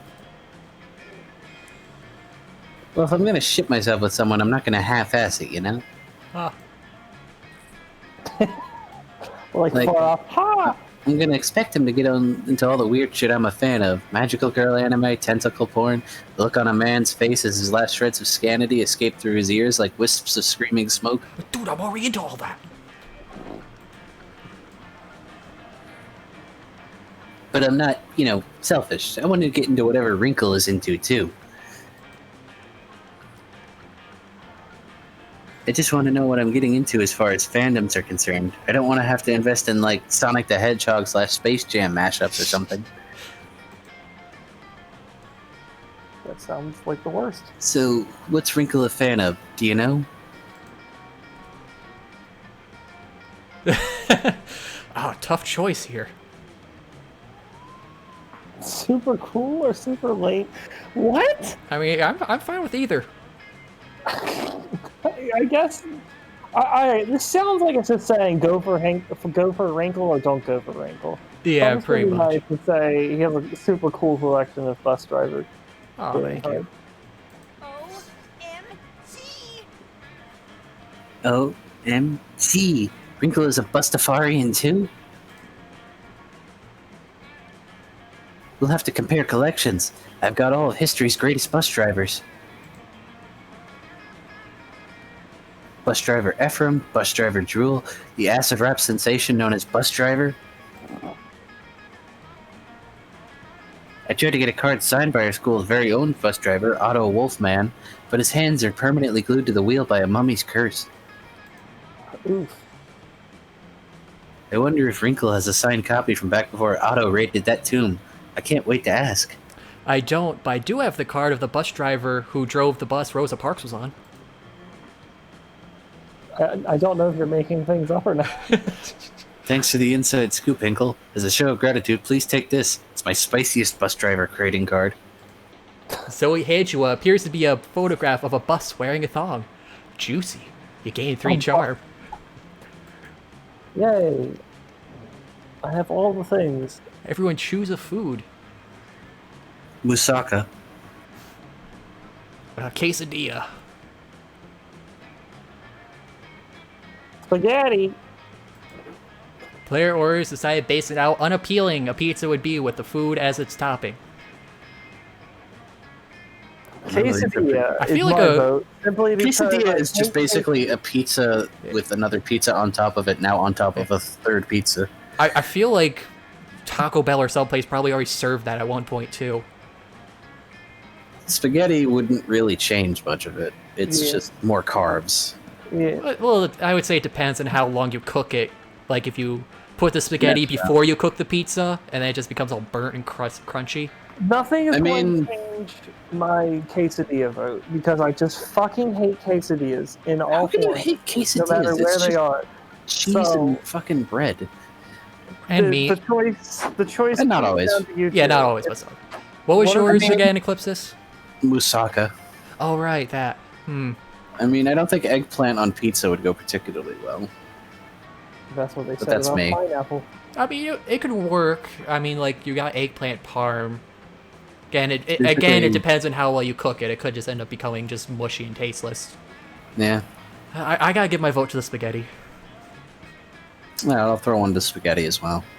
I am All right. confused. So quesadilla and moussaka. The quesadilla probably wouldn't really add or take anything away. Yeah, I would go for the moussaka because We again, take it comes away down to everything. cooking. Yeah. So I'll go with that as well. And I'm good with last. Quesadilla should have won. I don't understand your hatred of this inoffensive food. It's awful. You'll eat those mac and cheese bites you complain give you intestinal troubles, but you hate just a normal quesadilla. It's just awful. It's just terrible tasting in every way. I guess you just haven't had one cooked doesn't correctly even then. have good mouthfeel. Mouthfeel, get out of here with that. It's an important thing to me. I'm going outdoors again. That day during recess, you start a half-hour rave that goes full crazy. You're talking to Juan, the small magical Latino cat, as he tells you that you won't ever be as fun as Bob, the scary clown. You accept the challenge. You go straight to Bob, stab him several times, open his bleeding chest, and eat some of his guts in order to consume his fun. Really? Do you think that's how it works? Well, lucky for you it is. You gain 2 fun from poor Bob. Yeah. Across the way, you see Polly flailing around wildly. There's a possibility that it's some kind of strange new dance move. But the intensity in her eyes makes you feel like this is something you should investigate.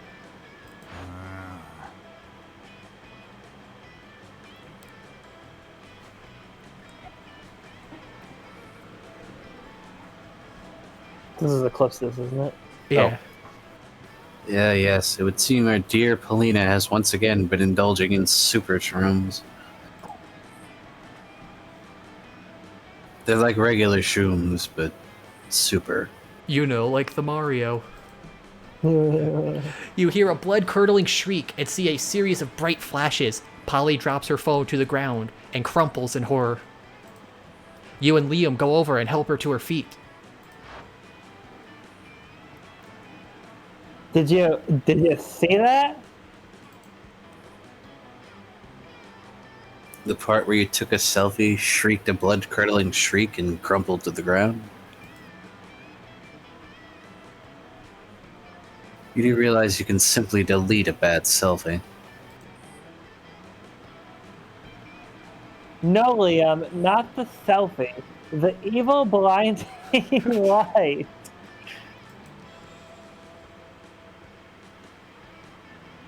The Flash? That was no flash, you fool. That was the final proof I needed for something I have suspected a long time. He's gonna say she's dead. Specifically ever since I took those super shrooms. That phone is evil, and now I have stolen my soul using arcane phone magic. Ah, she's Amish.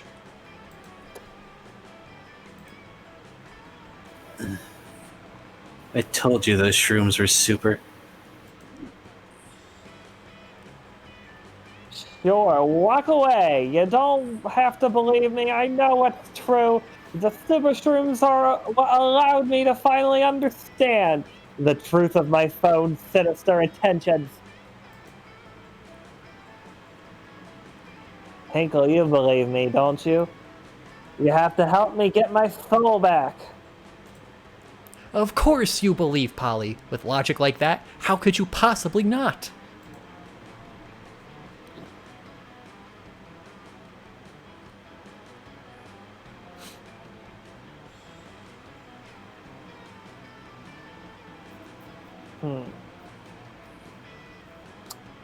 Huh.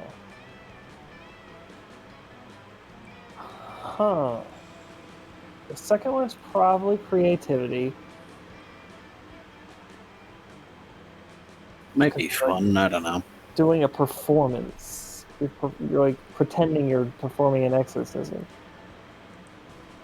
Yeah, I feel like the first would be smarts, and that's your lowest stat. Yeah. But then all again, right. you're probably faking it, so who knows? Here, I'll perform an exorcism to expel the soul from the phone. Yeah.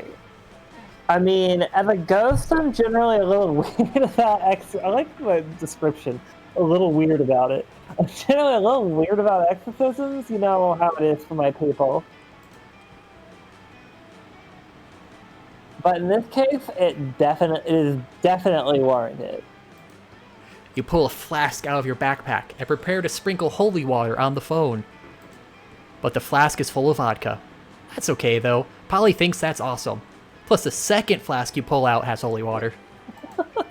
You light black and white candles and arrange them in the shape of the Snapchat logo before placing the phone in the middle and liberally sprinkling the holy water, yelling what you hope is some convincing gibberish.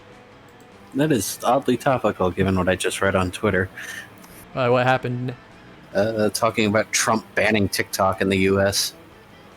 Oh. What the fuck? I was hearing the other day that it scans your entire phone for your activity. Like, it just keeps really? tracks on you. Wow. And that supposedly, if you try to remove it, it just activates, like, hidden code to turn it back on again. Wow. So yeah, that's a concern. Yeah.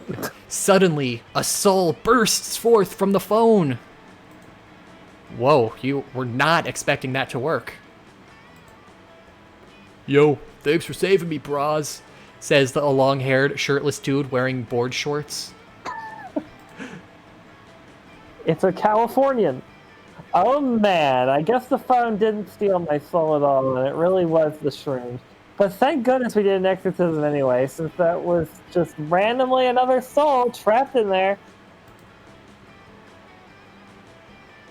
I guess that makes sense, since I did find that phone next to a corpse frozen mid-screen. That's how she died, you know. Well, half a corpse. Yeah, man, says the dude. Shark attacks will do that to you. Well, speaking of, Shark Week is next week, I think. Well, you're welcome. Us finding you, but don't think for half a second I'm giving you this phone back.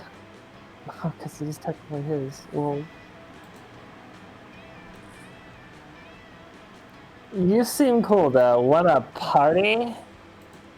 He does. You, Polly, and the dead surfer dude have a great time broing down together. At one point, Polly hits you with what you assume is a flirty wink. Although it could be a lingering twitch from the super shrooms. Whatever. You gain a new dead friend, as well as 2 fun and 1 boldness. This has not been my game for getting these things right.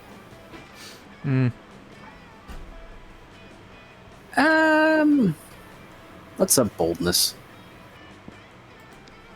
Yeah, you never know how mods are gonna go. That day you skip class, intending to spend the term in the bathrooms. But you encounter 3 wild hyenas on the way there. Who the fuck runs security here? Anyway, you subdue them with the help of a hair comb. God bless the Monster Scouts and all the idiotic scenarios they prepared you for. By the time you get to the bathrooms, you've totally gained 2 boldness. You see Vera at the mirror, attempting to tame her hair with a cattle prod. I am having the absolute worst hair day. In biology, my snakes murdered the gremlin sitting next to me, which totally messed up my bun, and I didn't even want to murder him yet. Yet.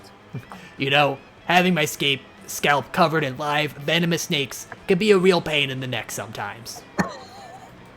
Literally, sometimes they bite my neck. My hair care routine is more diplomatic than cosmetic. I have to broker a peace treaty every morning just so my hair won't have a part in it. I know I'm gorgeous and rich and better than basically everyone, but my life is the literal worst, and it's all because of my vicious reptilian hair. Haha, gorgeous. Because she's a Gorgon. I wonder if that's actually, like, the root, or the origin of that word. I mean, possibly.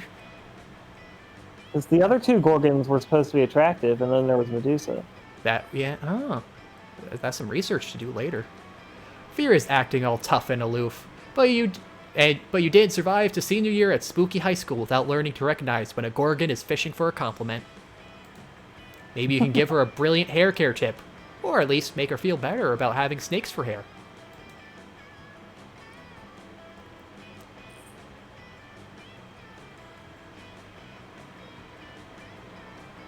Mm, Hmm. one of them is creativity, but I don't know which one.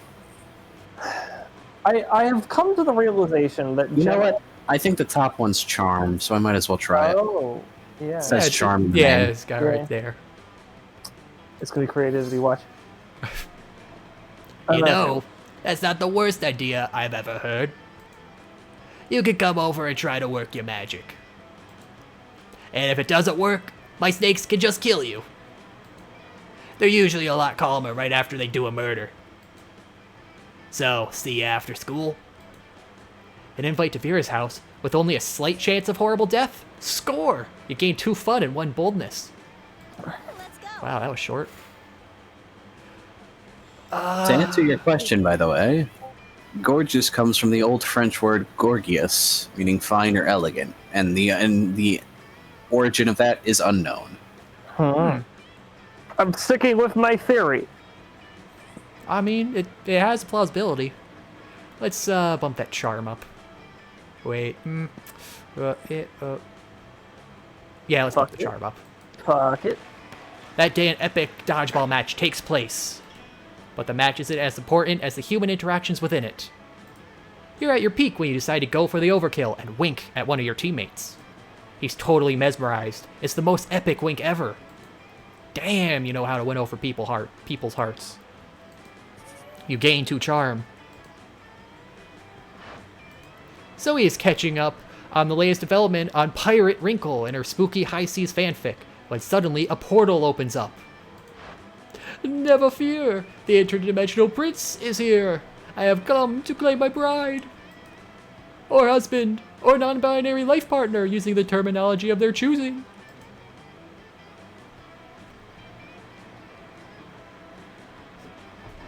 Eclipses. The interdimensional prince? I love when he pops up. He always adds so much wacky drama.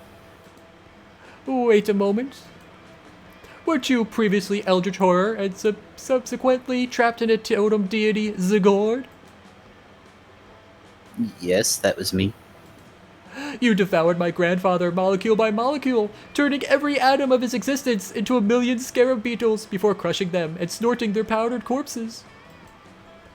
I'm sorry, I'm so sorry. That's totally not me anymore. No, it was magnificent. And now here you are, in the body of a high school girl, but of legal age to consent, which is exactly my type. Come, my beautiful devourer of worlds, be my horrific bride. Oh no. If Zoe is such a spooky high fan, she might agree to marry the prince just for fanfic purposes. You better stop this right now.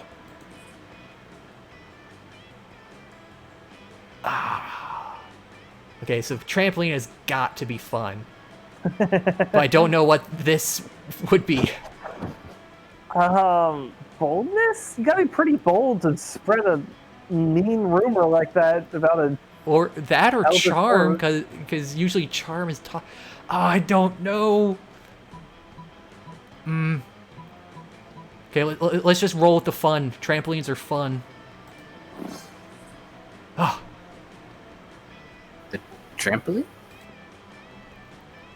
I love trampolines. ah, yes, it worked. Nobody can hate a trampoline. As do I, my blushing bride. I love whatever you love. That's how good relationships work, right? You just pretend to like whatever the other person likes until one of you dies. Whatever. Here we go. The 3 of you run over to the trampoline that was in this location for some reason, because spooky high, and begin to bounce.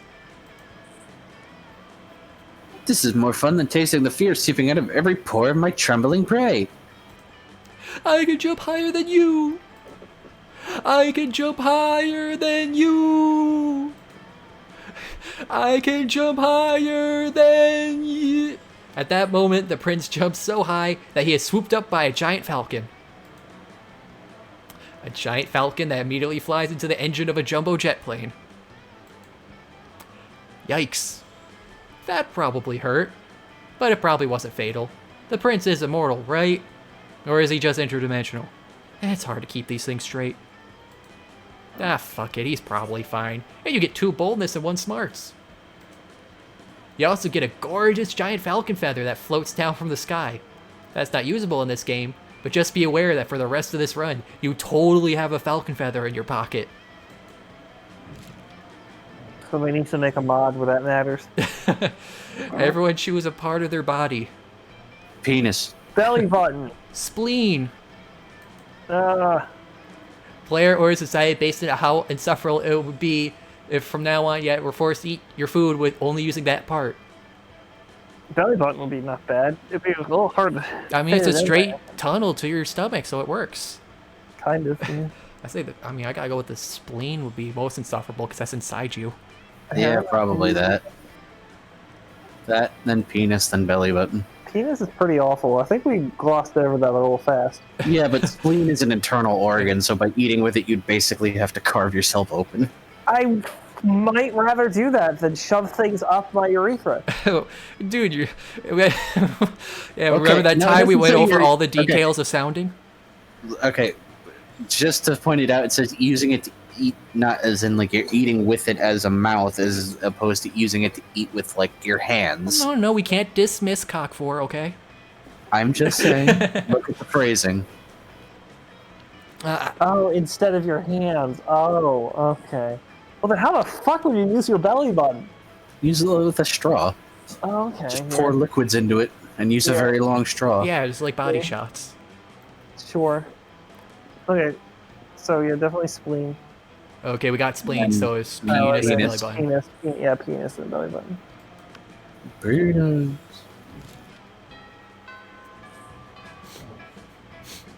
Let's go. All right, I shall go with Zoe. You find Liam bending over his burrito with intense concentration. He's obviously taking a food pic for Instagram. He channels the silent energy of the moon. Zoe is right behind him, peeking over his shoulder and giggling. She channels the giggling energy of the moon. Liam, this pic is all wrong. Tell the burrito to smile with its eyes and make its cheese look less melty. And add a filter. Filter more. Filter again.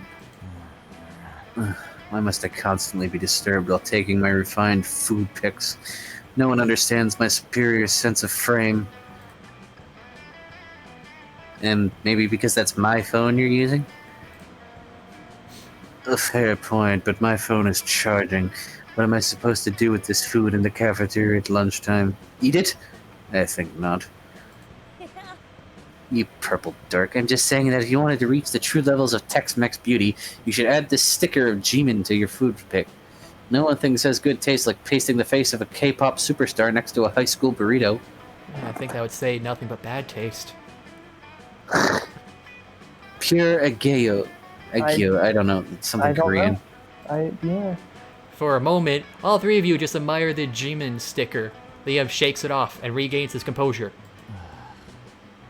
Let's agree to disagree, timeless horror. Or let's put G-Man in your dumb food pic. Stop it.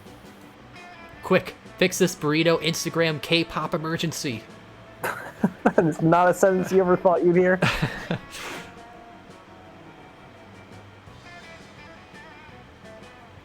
What I if know we which use? one's the Zoe one. Yeah. What if we use a Jimin sticker where, where he's contemplating the existential notions of death, meaninglessness, and the void. You had me at meaningless. I'll allow this nonsense. Yay! Now snap that thing! That's what she said. I must admit, G-Man adds a quiet, powerful pathos to this bean and cheese burrito. The appropriation of mainstream culture is quite satisfying. Zoe's pick goes mega ooper super viral, and now the whole world is Jiminying their burritos.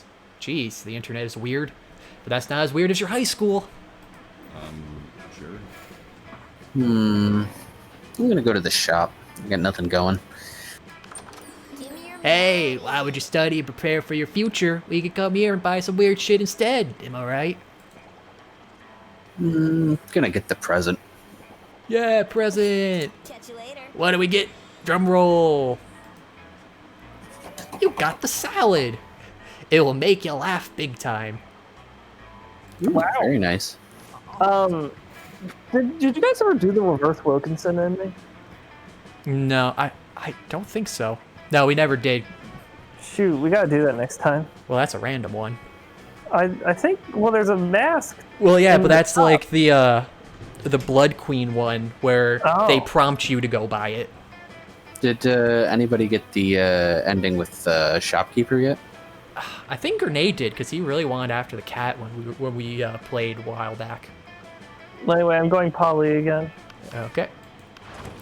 You take your seat, and if you didn't know any better, you would say that it seems like Vera and Polly are almost more interested in their phones than they are in you. And you do know better, and you know that, yes, this is exactly what's happening right now. Hey there. It's nothing personal, Hinkle. It's just that Polly and I are very engrossed in texting our financial slave. Yeah, it's pretty hard to compete with some guy whose fetish is buying you anything you want. That's my fetish too. Not buying things for people, having people buy things from me. Duh. Good thing he's rich enough to take care of both of us. You know what they say, true friendship is sharing secrets and financial slaves. Still, I do worry about this arrangement, that this arrangement might not be sustainable. What happens if he runs out of money? Our cash flow instantly stops. Besides, being handed everything you want on the platter, in this case, the platter being an online money transferring platform, is almost boring. Yeah, I get that. It's a little less boring when you're on as much acid as I am right now, but I see what you mean. If we could somehow turn this business venture, turn this into a business venture rather, then maybe it would get interesting. And we could continue to profit even after he's gone broke from catering to our every whim.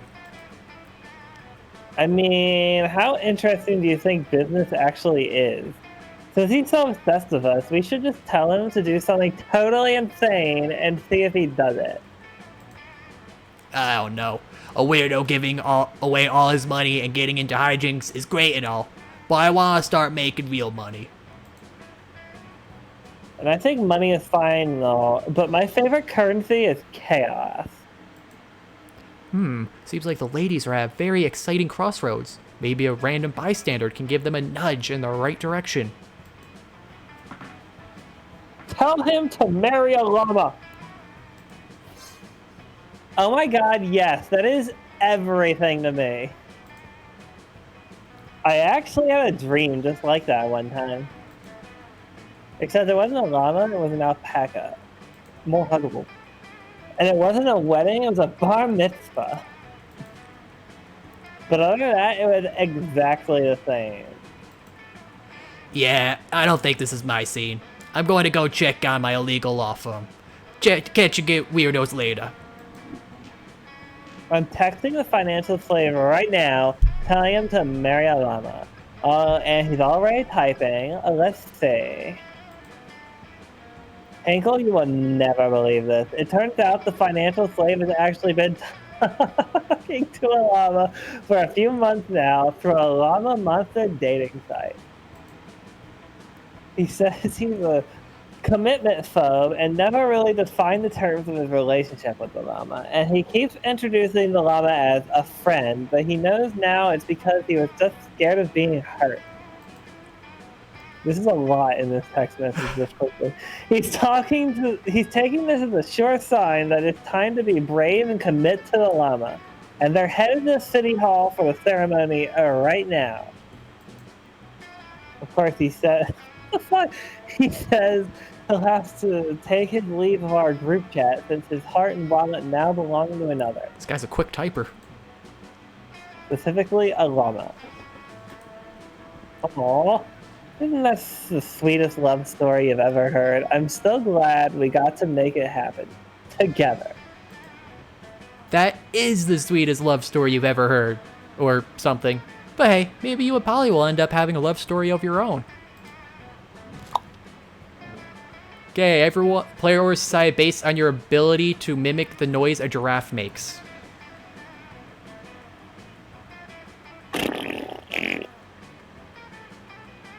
You can't tell me a giraffe doesn't make that noise. True, they never specified which noise.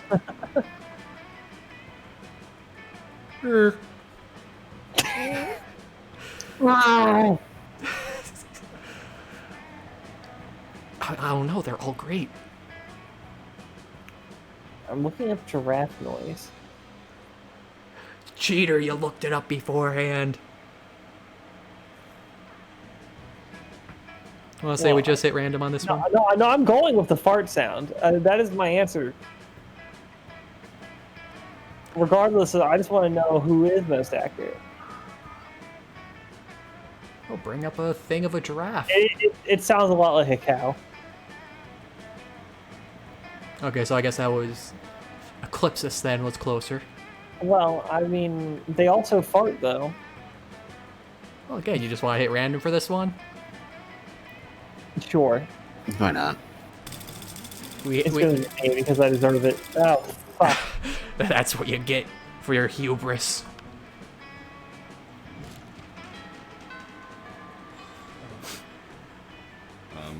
Sure.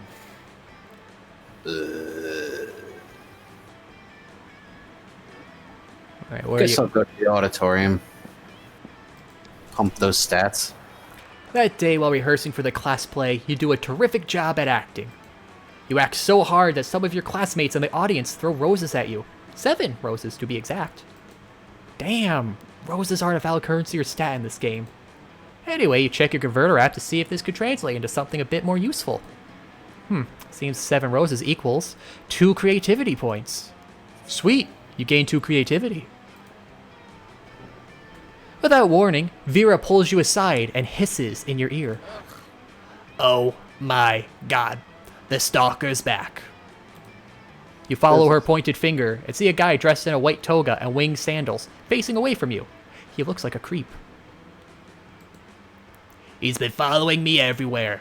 He thinks I don't notice him checking me out in that mirrored shield he has, but I totally do. It's such a chore being this beautiful all the time. How am I ever going to get rid of him?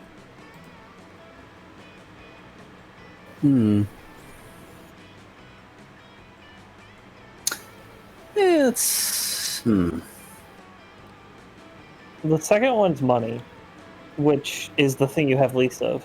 Yeah, I guess I'll go Probably with that money one. anyway. Well, money usually is like a separate thing. No, not always. Well, no, I Yeah. mean, like, usually money is its individual thing. Like, it doesn't compare it to its other stats, because usually you buy stuff from the store. Right. Yeah, let's risk the top one. Alright. Ah, yes. Finally, a use for all these damsels my henchmen have been kidnapping. And also the sea monster I found on eBay. I get it, Bay, sea. Vera mutters a few words into her collar, and minutes later, a high-pitched cry for help can be heard outside, followed by the gnashing of a sea monster's teeth and the screams of students. Sounds like Vera dropped the sea monster in the pool. Again. The creep in the toga immediately springs into action, shouting, "I'll save you, milady!" as he sprints outside. He won't, you know. I don't buy half-assed sea monsters. What a sleazebag, though. Honestly. You spend the rest of the period with Vera. Pick up some good tips for buying the right sea monster. You gain 2 smarts and 1 boldness. Let's go. Alright, we'll just go to the gym again. That day, an epic dodgeball match takes place. Amidst the battle, you spot a fellow player that seems utterly discouraged. She thinks she's not worth anything at dodgeball, and she attempts to throw a ball at herself. You explain to her the many ways you think she's unique and wonderful, while also defending the many pleasures in life. With your help, she's capable of finding reasons to keep playing and gains a sense of self-worth. You gain 1 BFF. Sadly, she's not a part of this game, so that beautiful friendship will take place off-screen. And 2 charm. Yeah, that's another thing a mod could do. Yeah. Zoe approaches you looking full of joy and excitement. Hey,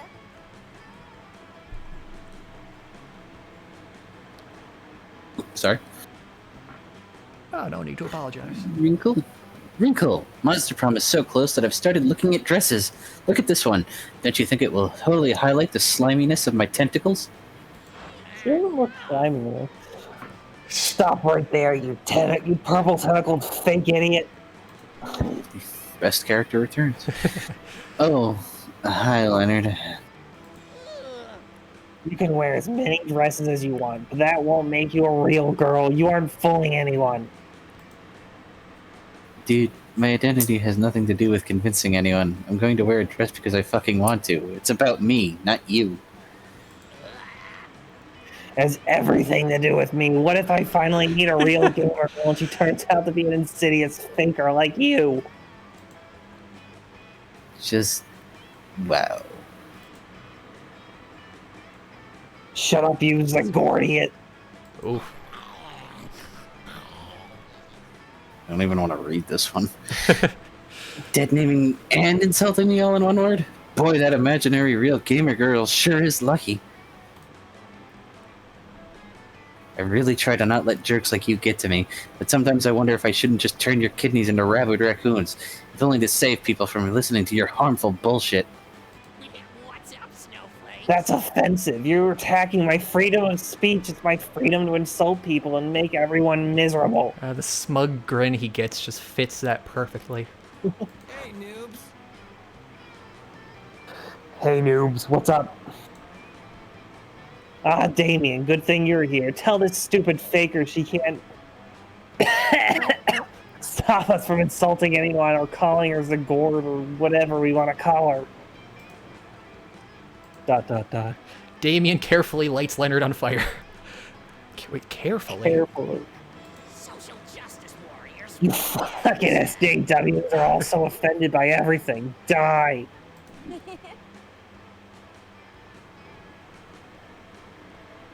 Wow, Damien, thanks. I thought just for a moment you were joining him.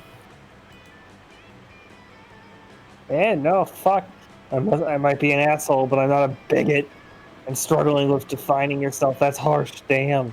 Like, who should I be? A violent hell commander? A talented hairdresser? Sometimes I feel like the reason I'm so angry half the time is because everyone is expecting me to be this or that. Even myself. It's like, I don't know. I'm not good with words, and I know your thing is different, but it's like... the whole endless despair deity is very metal, sure. But exploring your own truth and fighting to define yourself in your own terms. Fuck Zoe. That's twice as metal. It's pretty damn admirable. Yeah, fucking her is twice as metal. Damien. But before you can keep going with this emotional moment, someone else appears. All hail Sigurd, our sacred awfulness, here you are, still trapped under this deceitful form. Let us perform a ritual to free you from that puny carcass.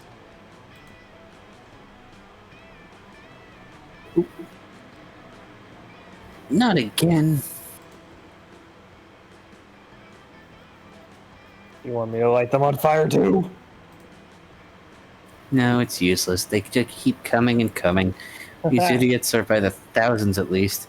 It's my punishment for spending millennia tormenting mortals, I guess. Damien was all hot and sensitive back then, but now it's your time to shine. You can only come up with a good plan to make the cultists leave Zoe alone for good. Okay, don't let the mortal girl deceive you. Zoe is in the totem. Or I need something that satisfies their need for mindless adoration and pack behavior. Introduce them to K-pop. It feels like that bottom one's creativity, so... Let's see, the first one... that's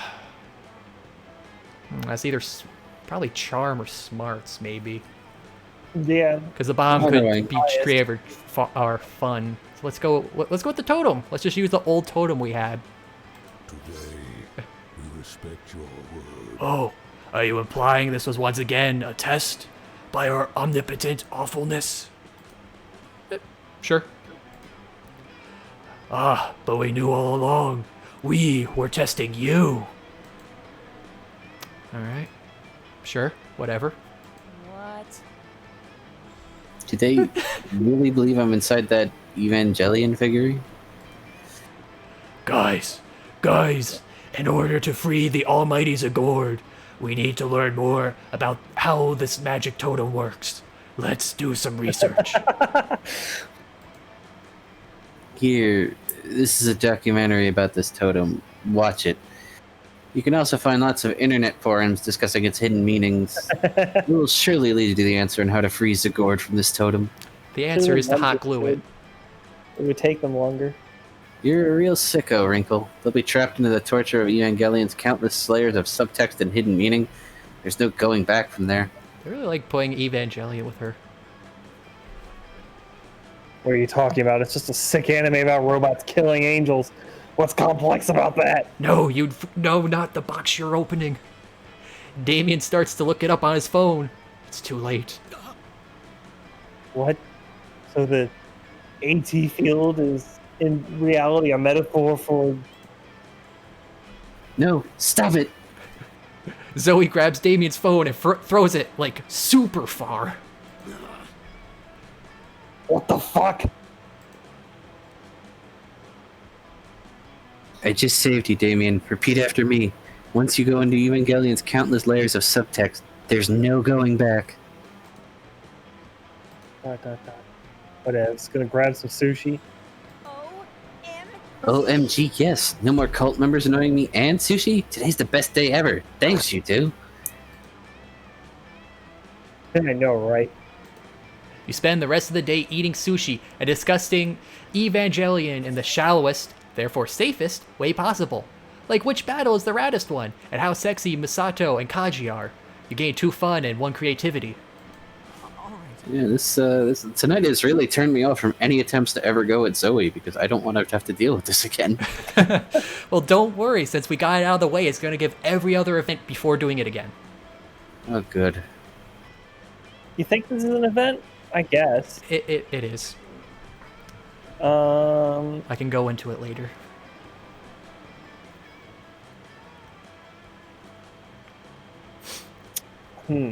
I guess going into the bathroom.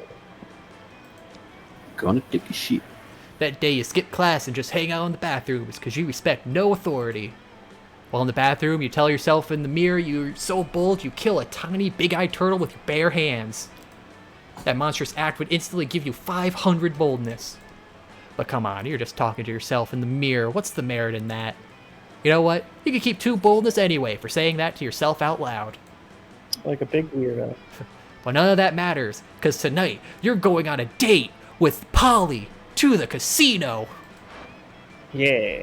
Oh yeah, I love casinos. They combine my 3 greatest loves. Bad life choices, risk, addiction, and getting fucked up. And not being able to count. That's her other greatest love. Did I say 3 greatest loves? I meant 3. The number between 3 and 5. Sorry, I'm already pretty blasted because I'm so excited about this casino. Come on, let's make some disastrous financial decisions. Show me how fiscally irresponsible you can be, baby. You heard the ghost. What you gonna do? Wanna be hackers, coke crackers, slackers? Walk up to the closest black shack table and... Oh, I'm red! Let's see. And the other one is find the nearest horse race and literally bet your life on it. Jesus Christ.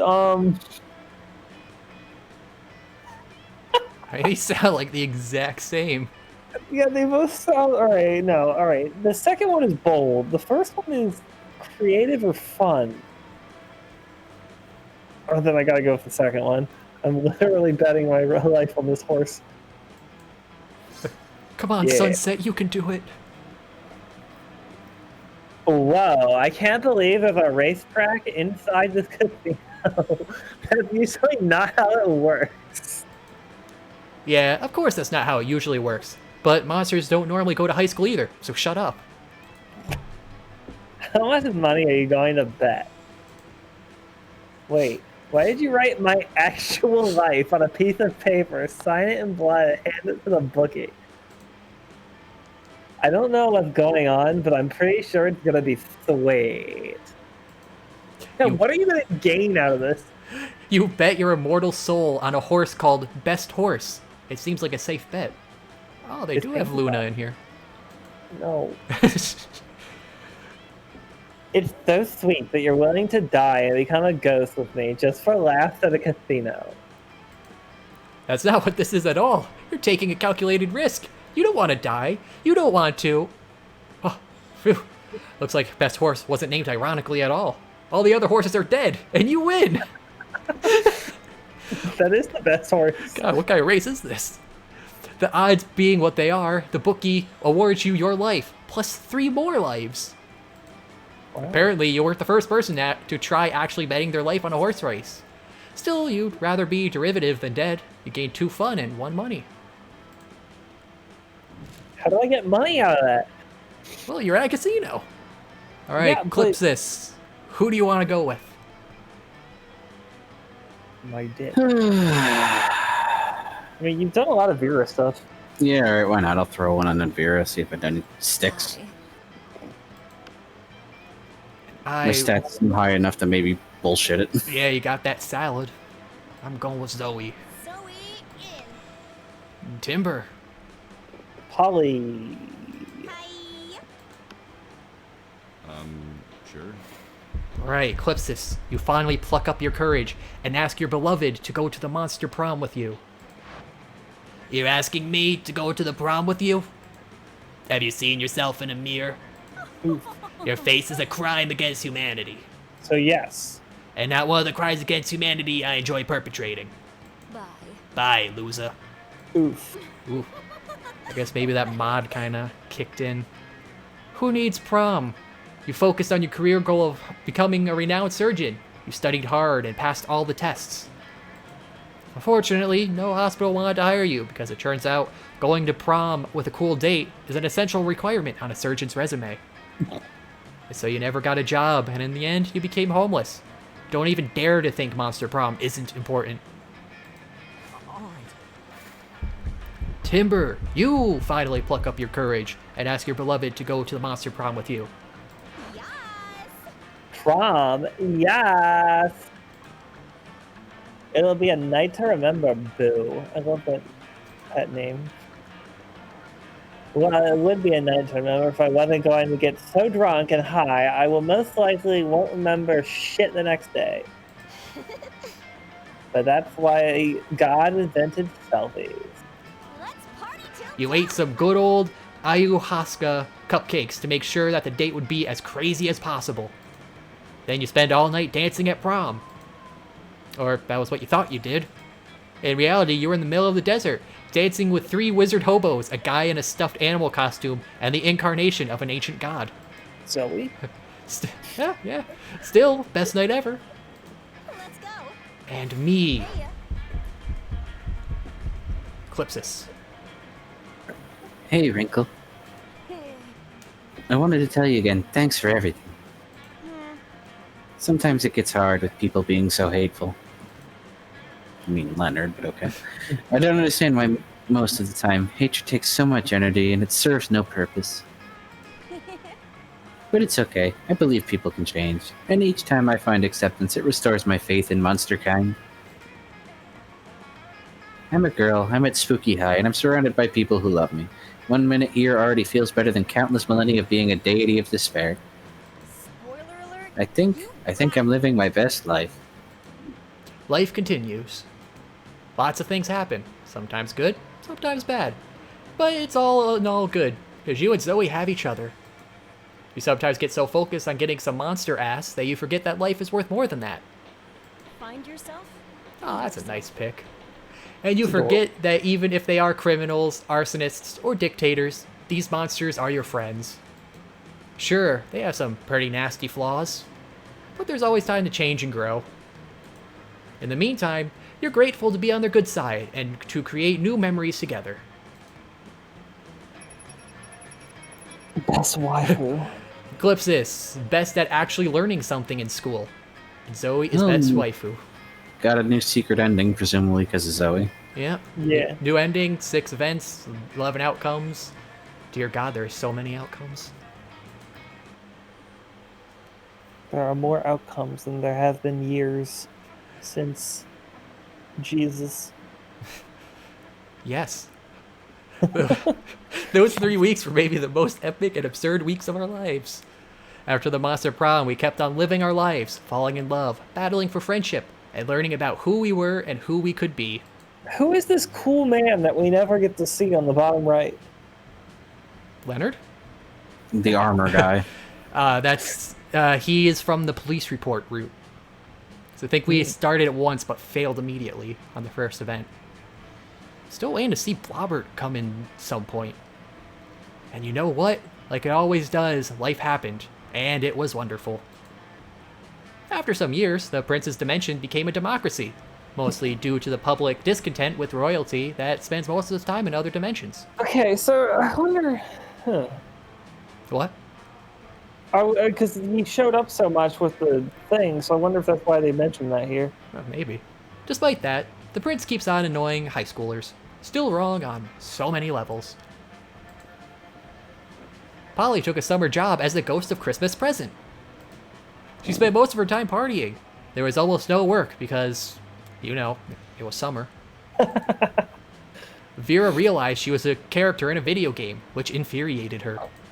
She spent her life making connections and building power because she's not a part of the game, she plays the game. So be careful. Maybe now she's the one pulling your strings. Ooh. For those 3 weeks, Monster Prom seemed larger than life, and then it was gone just like that. The battle for Monster Prom may have ended then, but there were plenty of battles left in that war called youth. Once again, we were young and unafraid, and we were ready to start.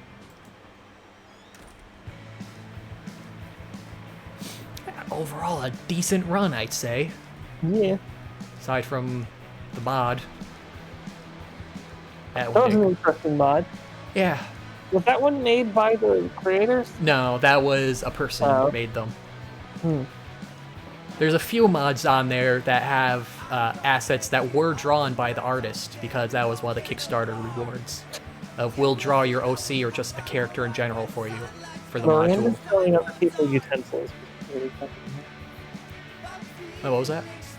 There was just a picture of Miranda showing other people all the different utensils.